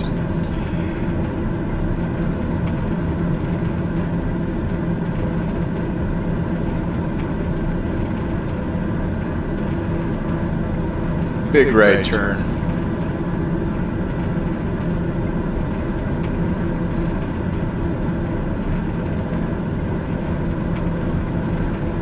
There's some more clouds that are showing up on weather radar around us. You can see these dots are starting to get bigger in size.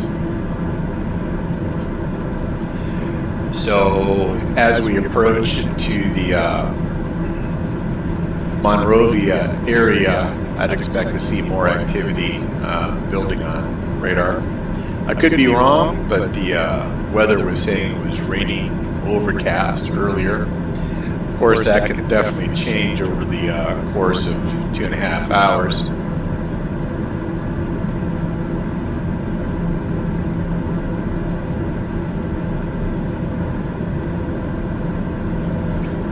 And if we zoom out the our radar display,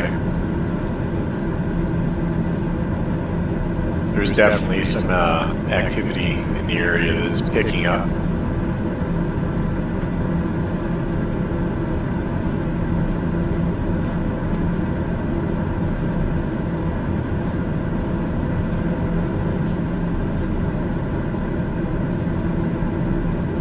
All right.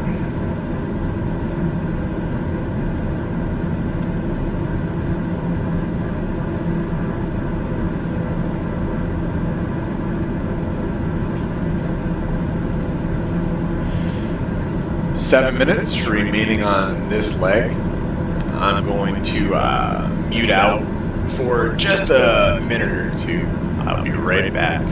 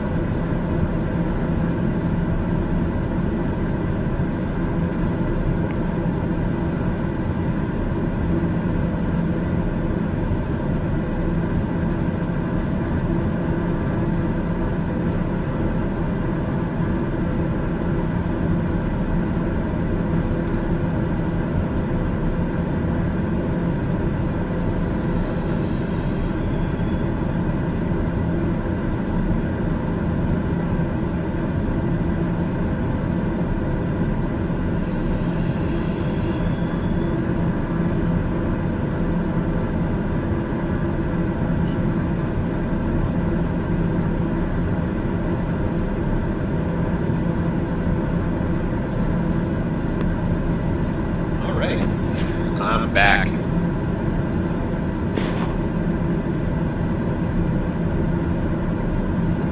I'm going to step away for a second, refill the coffee before we start initial.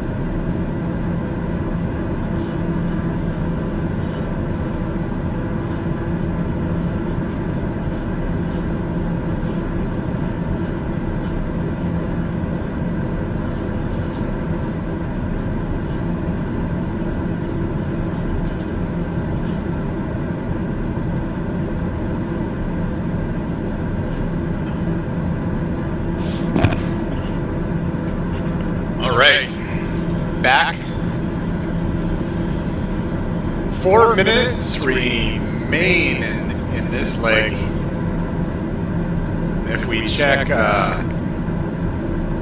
VFR,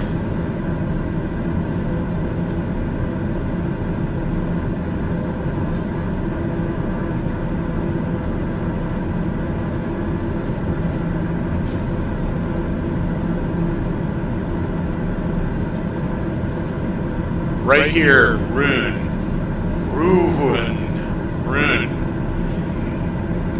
If we don't get instructions to begin our descent by that point, I just might ask for a decrease in altitude.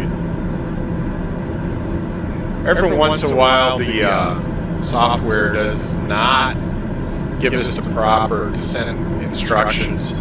Will keep us at 10,000 feet and not tell us to land. It's kind of weird, but yeah, I don't know what causes that to happen in the software, but it does every once in a while, where the ground just does not give us the proper instructions and will hold us at these really weird altitude settings and then say, oh, start your descent when we're flying over the airport. So yeah, sometimes it's just better to ask for a decrease in altitude.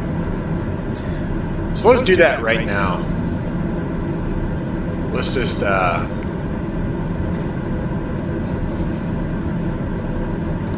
request a decrease by 10,000. Roberts Center, Docker 019er.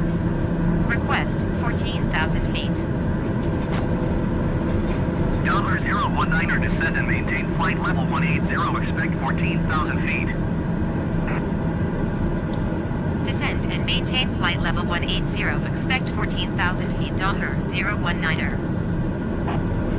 Docker 019er, descend and maintain 4,000 feet. Descend and maintain 4,000 feet. Docker 019er. Okay. So we are descending now to flight level 4,000. So the throttles have been fully retarded, almost down to about 10%. And this will allow us to begin our descent into the local area. We're roughly a half hour, 40 minutes from landing. So drink them while you've got them. And this is your last chance to open up a fresh one if you need it.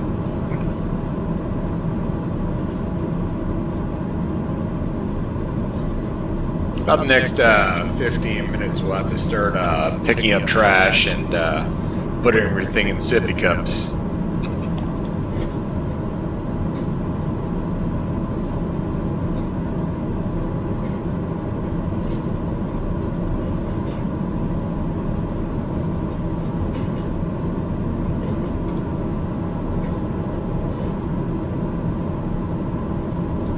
The good news is getting down to 4,000 feet puts us well below these clouds and will give us some really pretty views of the area as we approach. Unfortunately, by the time we pass through these clouds up ahead, we'll probably be really close to being out over the ocean. So we'll see what we see.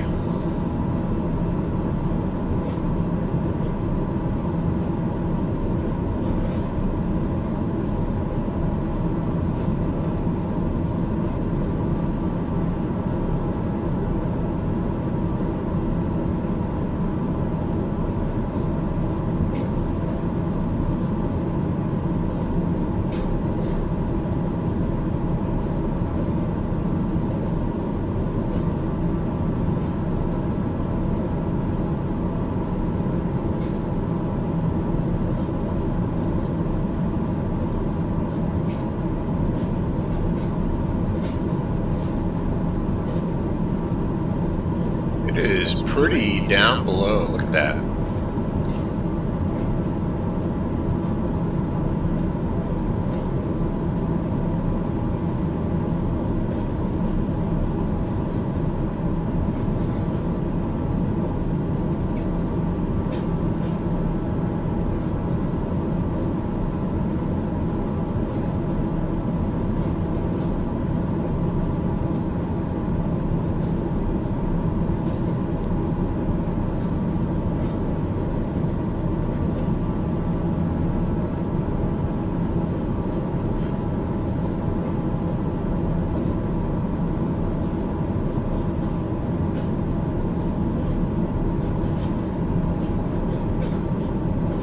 Twelve 12,000 feet remain in the descent, roughly 6 minutes.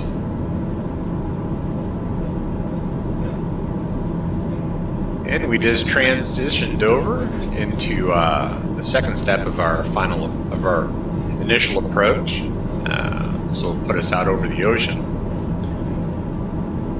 and then we're going to turn north, heading back towards the airport. And then we're going to turn south again, and that'll mark a final approach once we're on that loop headed back out towards the ocean the second time. So right now we're using this time to descend and start slowing down a little bit, just a little bit. But once we're down to 4,000 feet, we'll kick our airspeed back up.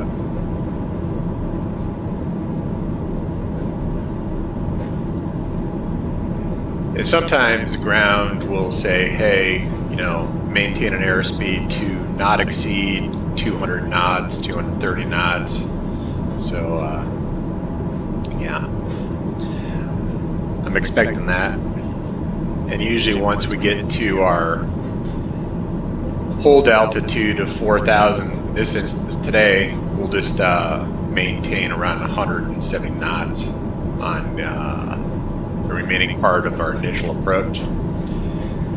This usually put us on the slow side of things to where we're traveling at a safe velocity for us.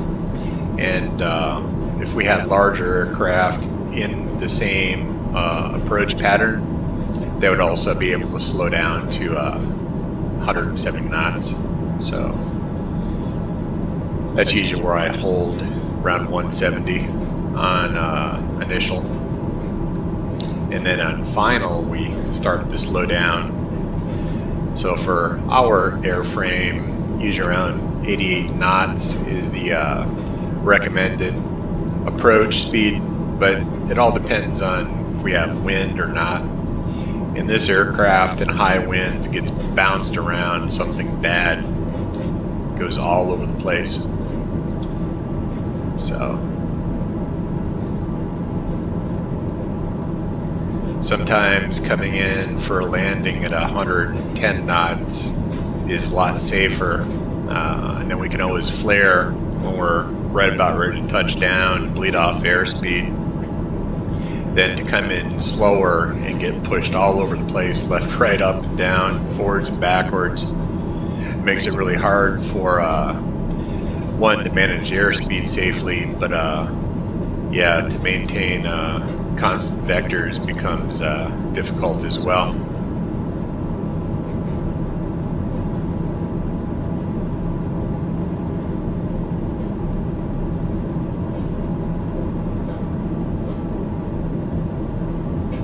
Just out of curiosity.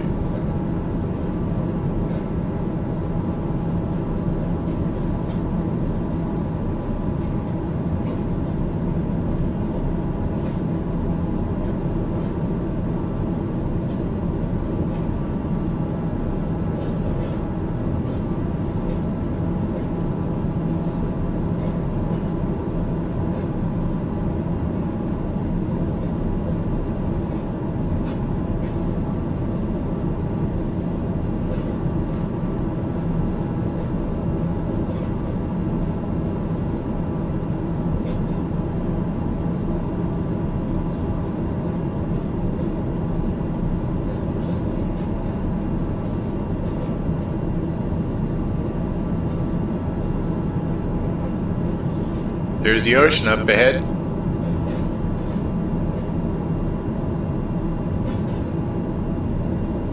Two minutes remaining in our descent.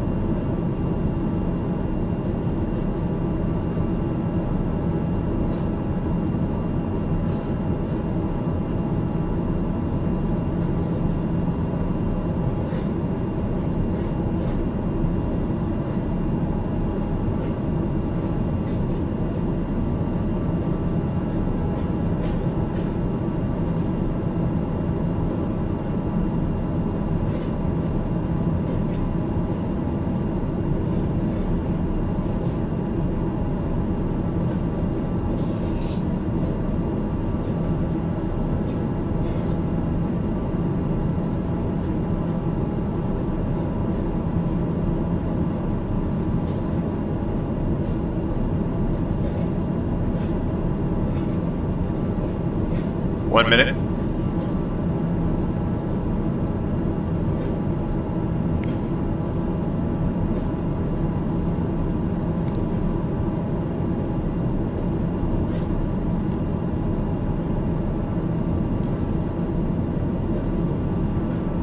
Okay. No meteorological data is available here.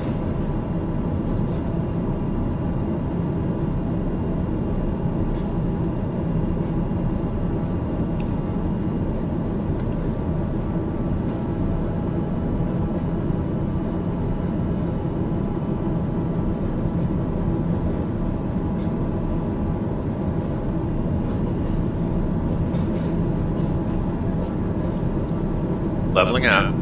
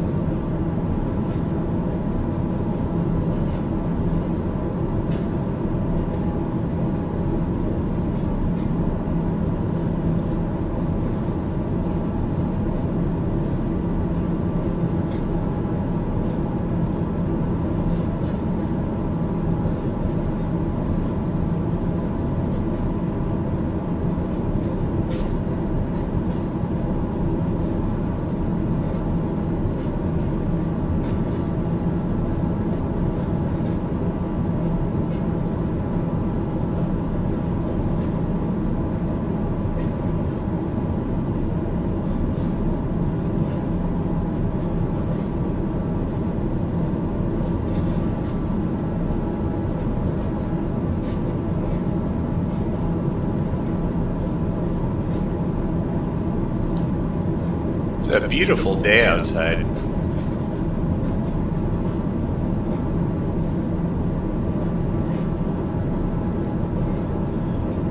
It was pretty hot when we took off, but we're here on the coast. We have those coastal winds coming in off the water, and it's warm out there, but it's not hot.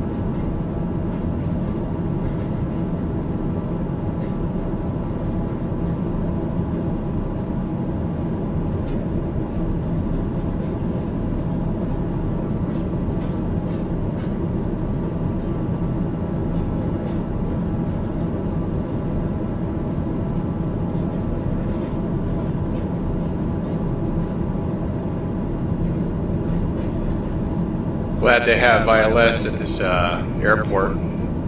I don't think there's much visibility until you're down to about 1,500 feet off the ground.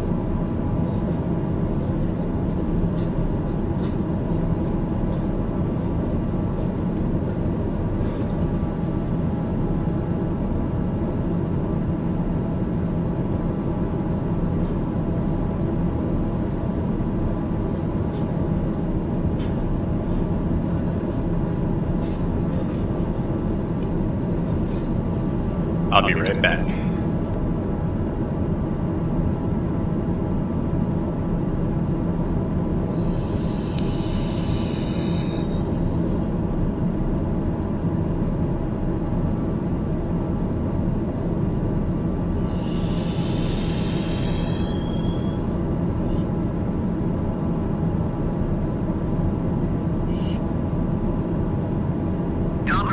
$019er contact Roberts approach on 124.5. Good day.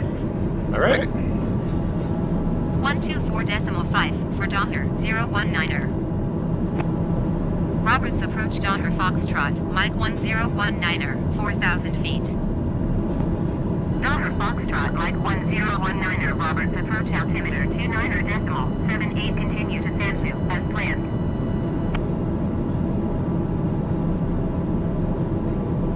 All right, barometer reset. Correcting course, altitude deviation.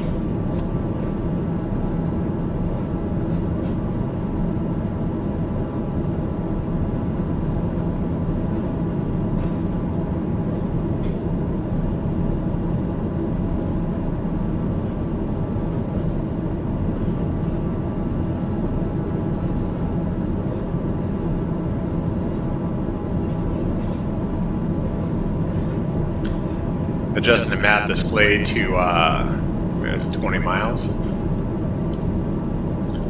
20 miles.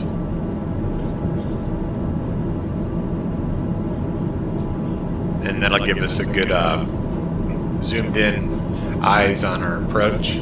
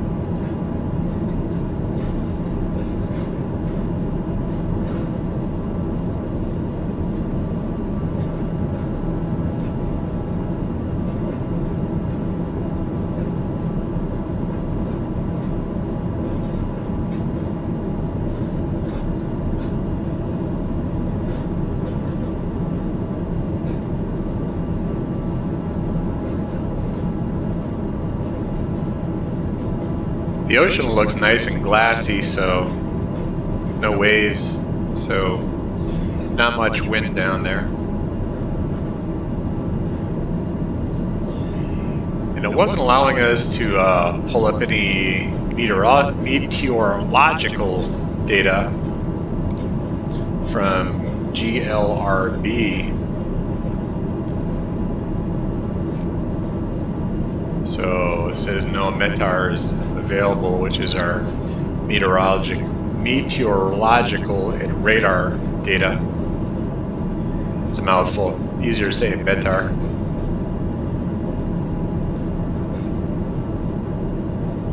Meteorological and radar.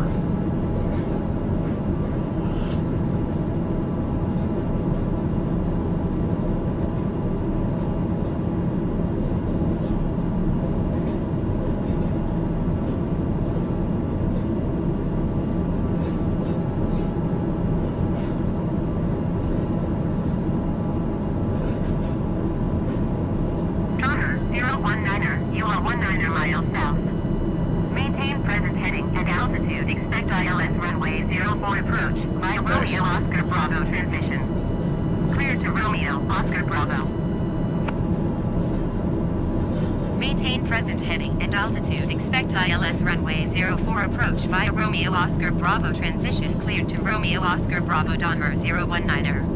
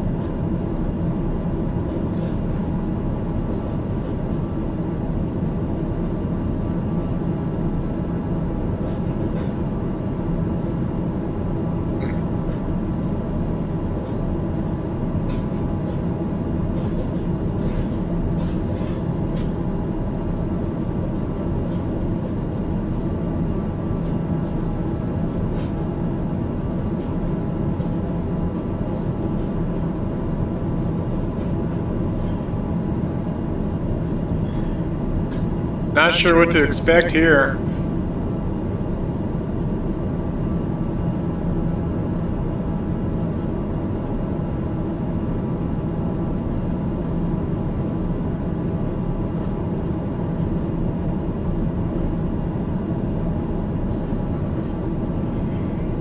This is taking us a little off course. We're supposed to be going this way.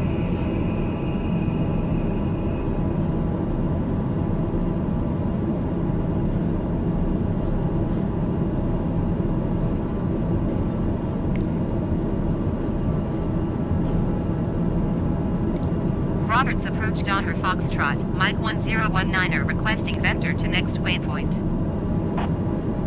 Donner 019er, continue to Romeo Oscar Bravo turning and following heading 330. Continue to Romeo Oscar Bravo turning and following heading 330 Donner 019er.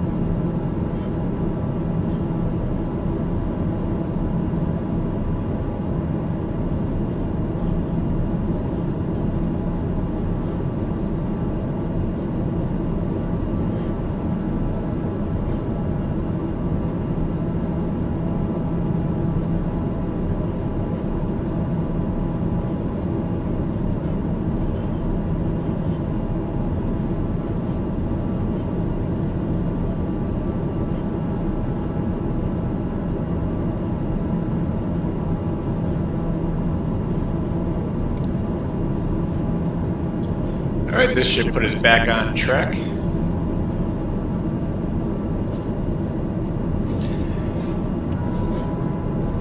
Lowering flaps in anticipation of a final approach.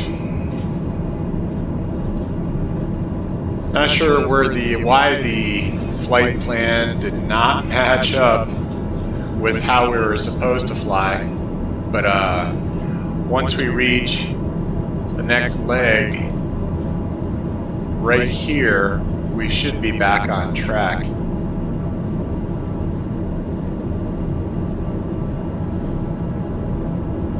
So we're shooting for USR. And that's kind of weird. This is all USR. I've never seen that before, so not sure if that's a possibility in real life or not. But once we intercept this point, it should direct us on for final approach.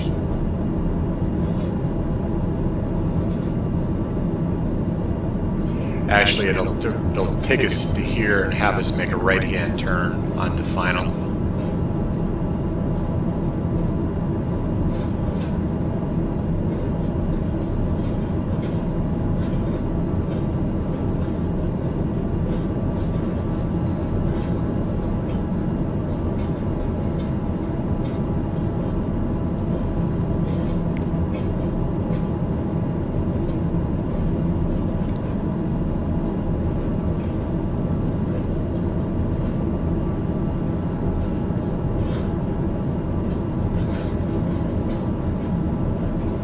All right, we're on short final.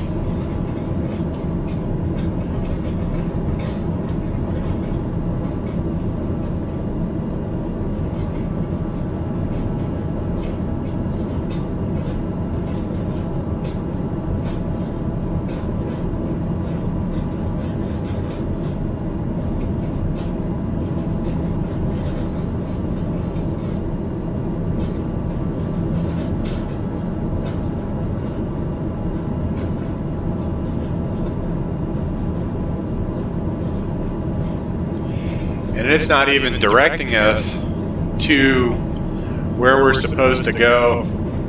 So let's just end autopilot navigation, and from this point on out, we will resume own navigation, which means we're gonna fly this in ourselves. So what I'm going to do is I'm going to do a turnaround here.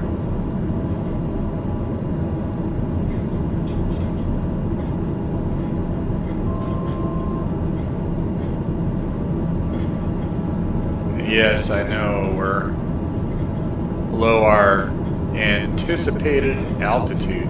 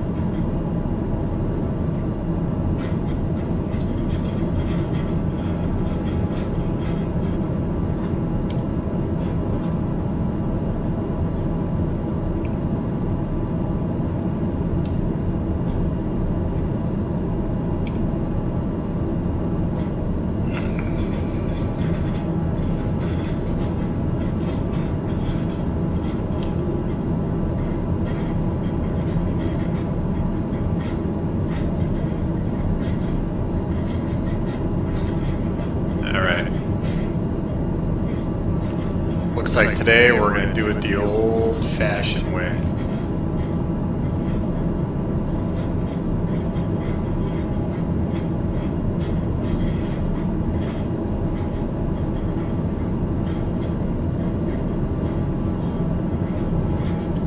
Something's not right with the our navigation, so it should have followed this course exactly, and it didn't.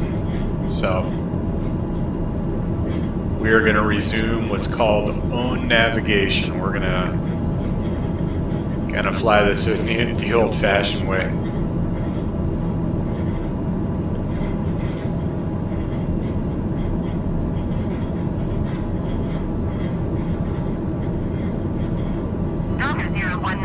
You are 300 feet below your assigned altitude.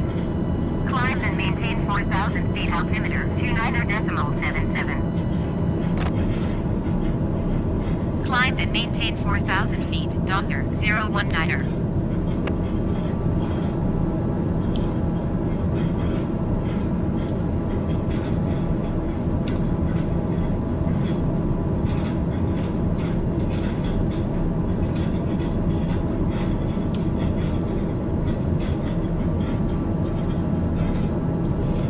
Yeah, we're still not intercepting these nav points correctly. So the ground's going to keep yelling at us, saying we're not at the right altitude, but that's okay. I know we're not at the right altitude because navigation is not accurately following the nav points on our navigation. So what would you like us to do? Land safely or not at all? Please expedite your climb 4,000 feet.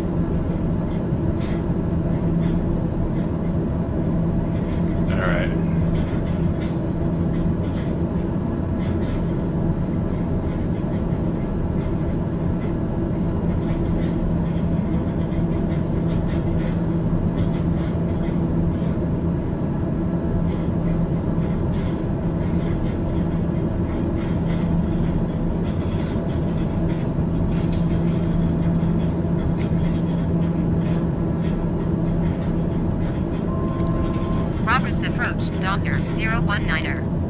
Cancel ISR at this time.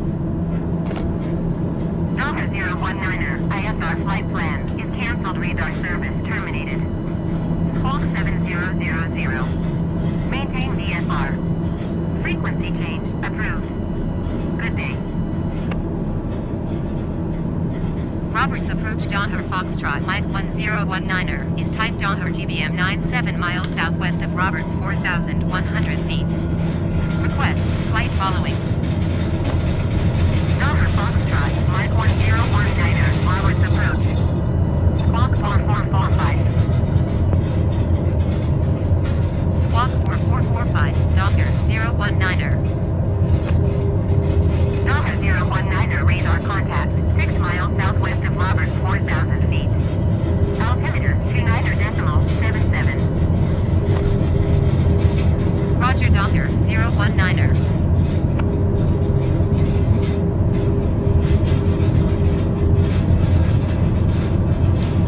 Alright, gear and flaps are down. We are fully configured. Let's see what happens. And it doesn't look like we're accurately approaching the runway. Yay!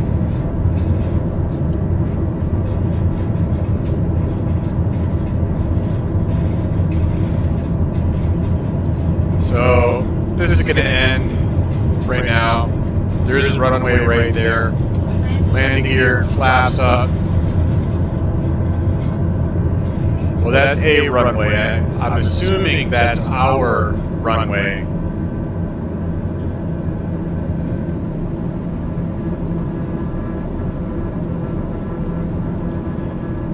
So we are going to fly around the runway, and then we'll come in for a landing again. So yeah, gotta love when software, flight simulator, kind of hiccups, and it sure brought us safely in to all those nav points, USSR. However, I don't think all of those nav points should have been identified with the same designator code. I think that's a little unusual, a lot unusual actually. So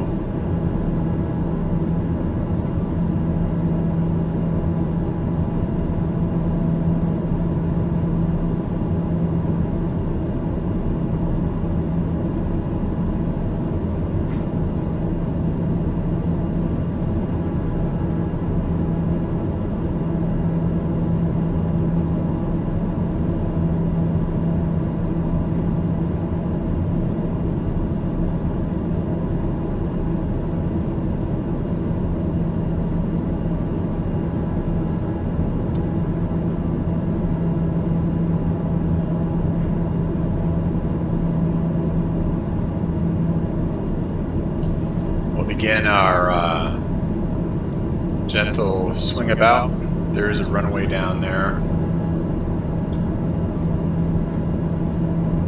We'll just circle around and continue our descent here.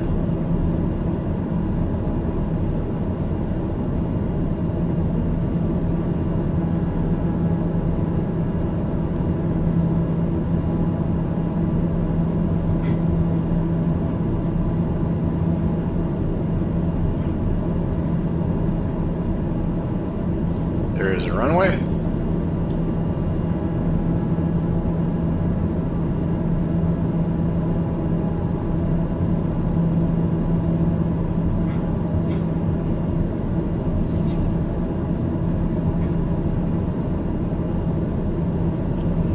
Once the end of runway is off our wing, which it is, we'll continue our turnaround.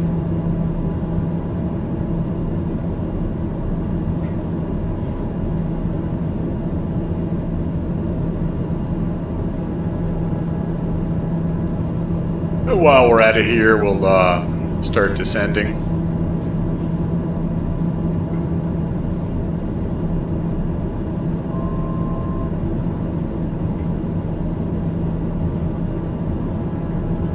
And the runway is now off our left wing.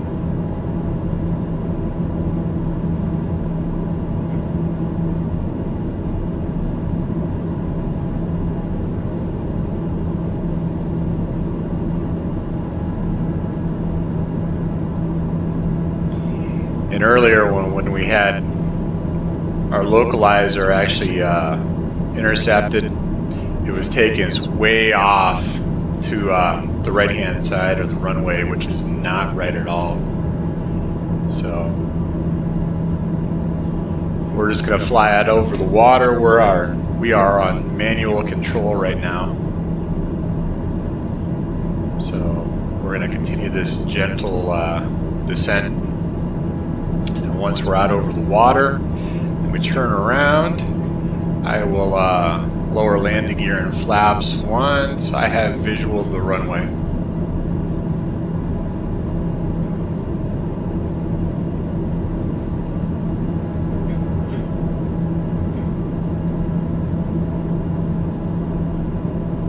And the airport's right there, passing behind us.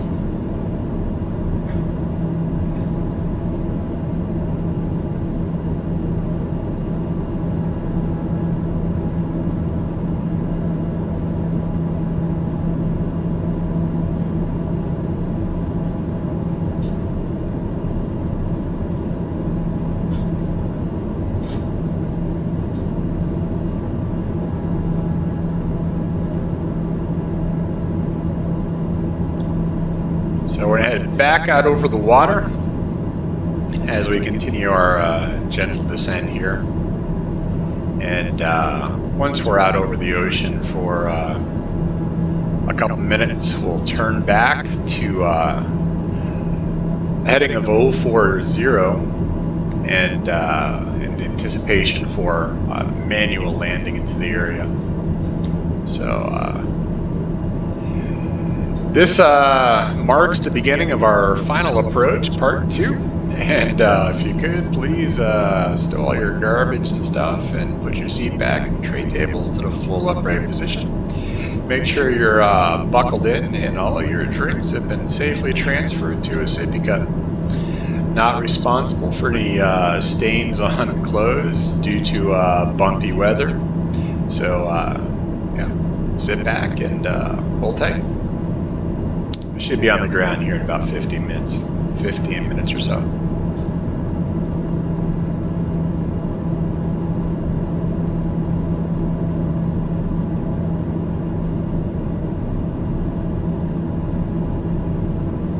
Let's shave off another 1,000 feet or so as we continue.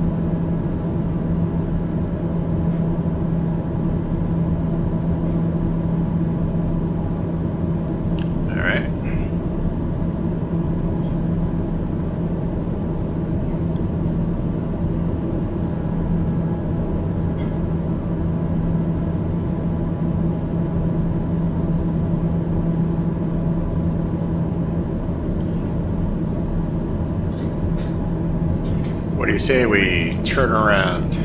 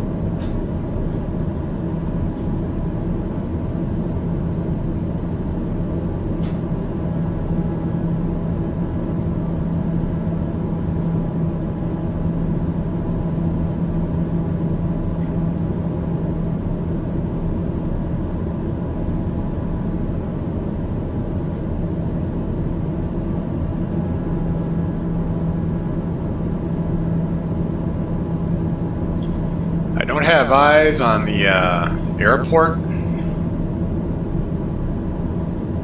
so let's see if we can. Oh, there she is, right there. Okay. So we are definitely off to the left. So maybe instrument landing system was bring us on to the right runway, but the airport is off from what's on the map.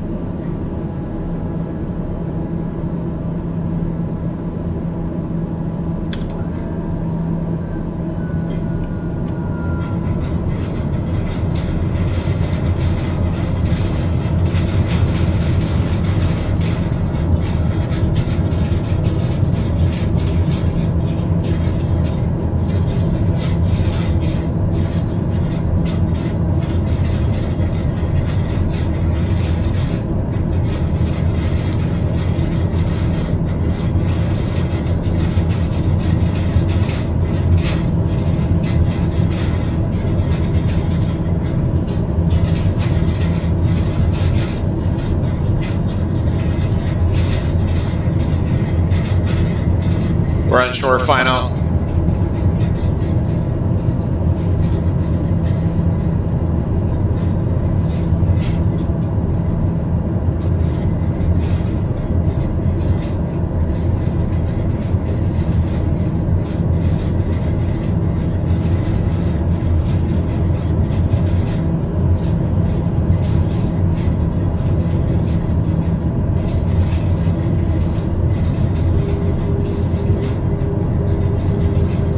We're crossing over the middle marker beacon.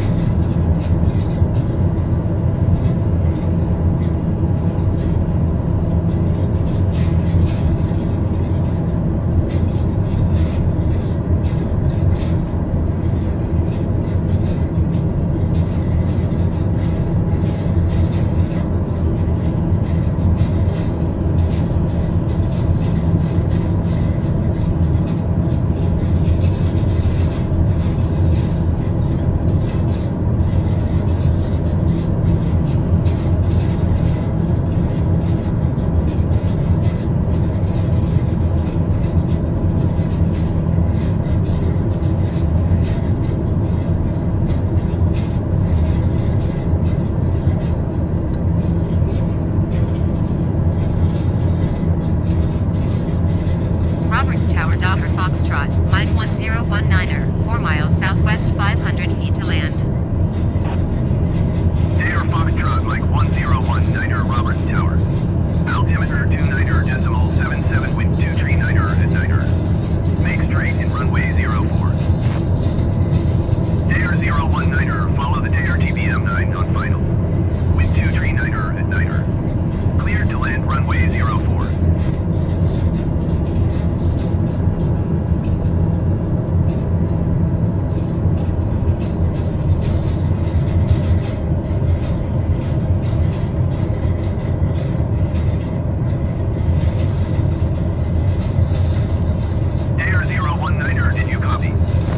Yes.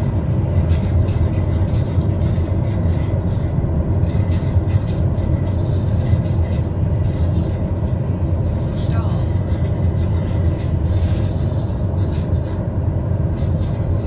Stall. Dare 019er, did you hear my last transmission?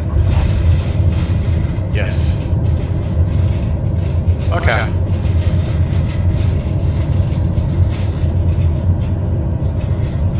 We are down. That was an interesting flight. Dare 019er, acknowledge last transmission.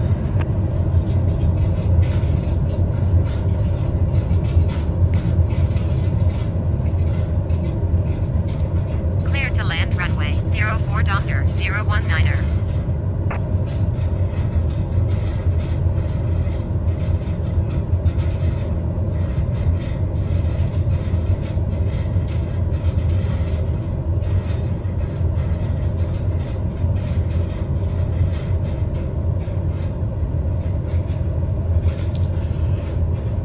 And 019er, exit runway when able.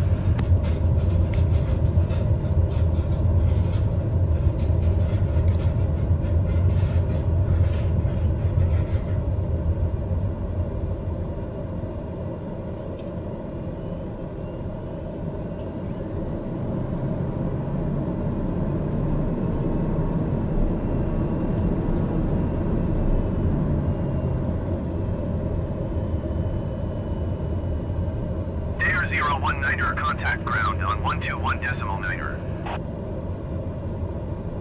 121.9er for Doctor 019er.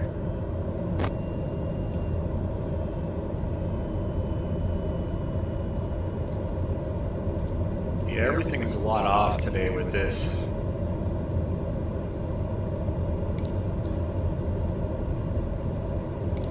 Roberts ground Doctor Foxtrot, Mike 1019er, request taxi to parking. Doctor Foxtrot, Mike 1019er, taxi to general aviation parking via taxiway. Taxiing to general aviation parking using taxiway Doctor 019er.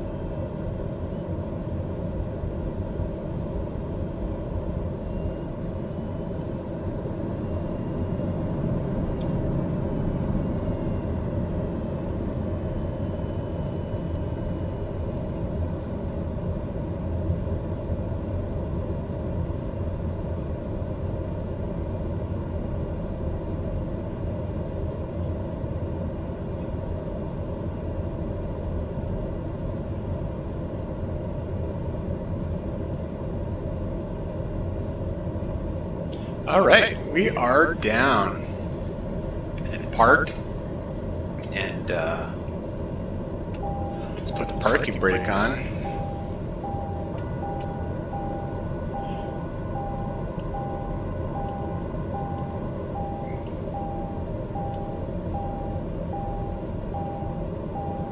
Yes, I know.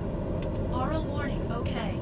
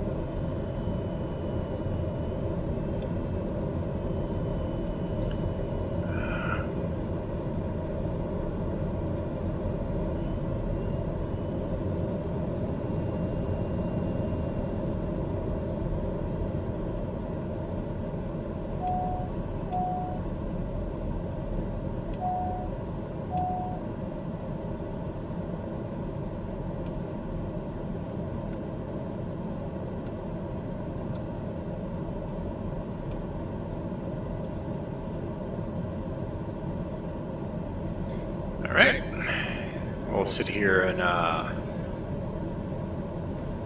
this idle mode, and the procedure calls for 2 minutes, and this temperature of the ITT is supposed to drop down.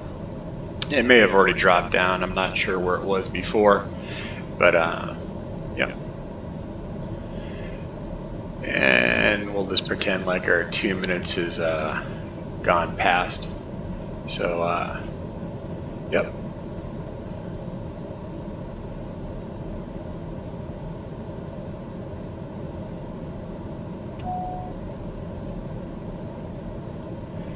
Main generator is off.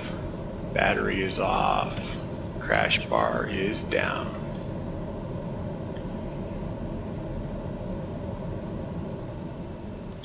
Engine's off. Boom, boom, boom, boom. Alright folks, that marks the end of today's flight. We didn't crash and we're successfully parked and shut down. So I hope you enjoyed flying with me today, with us. And I'll see you in the next flight. Have a great day.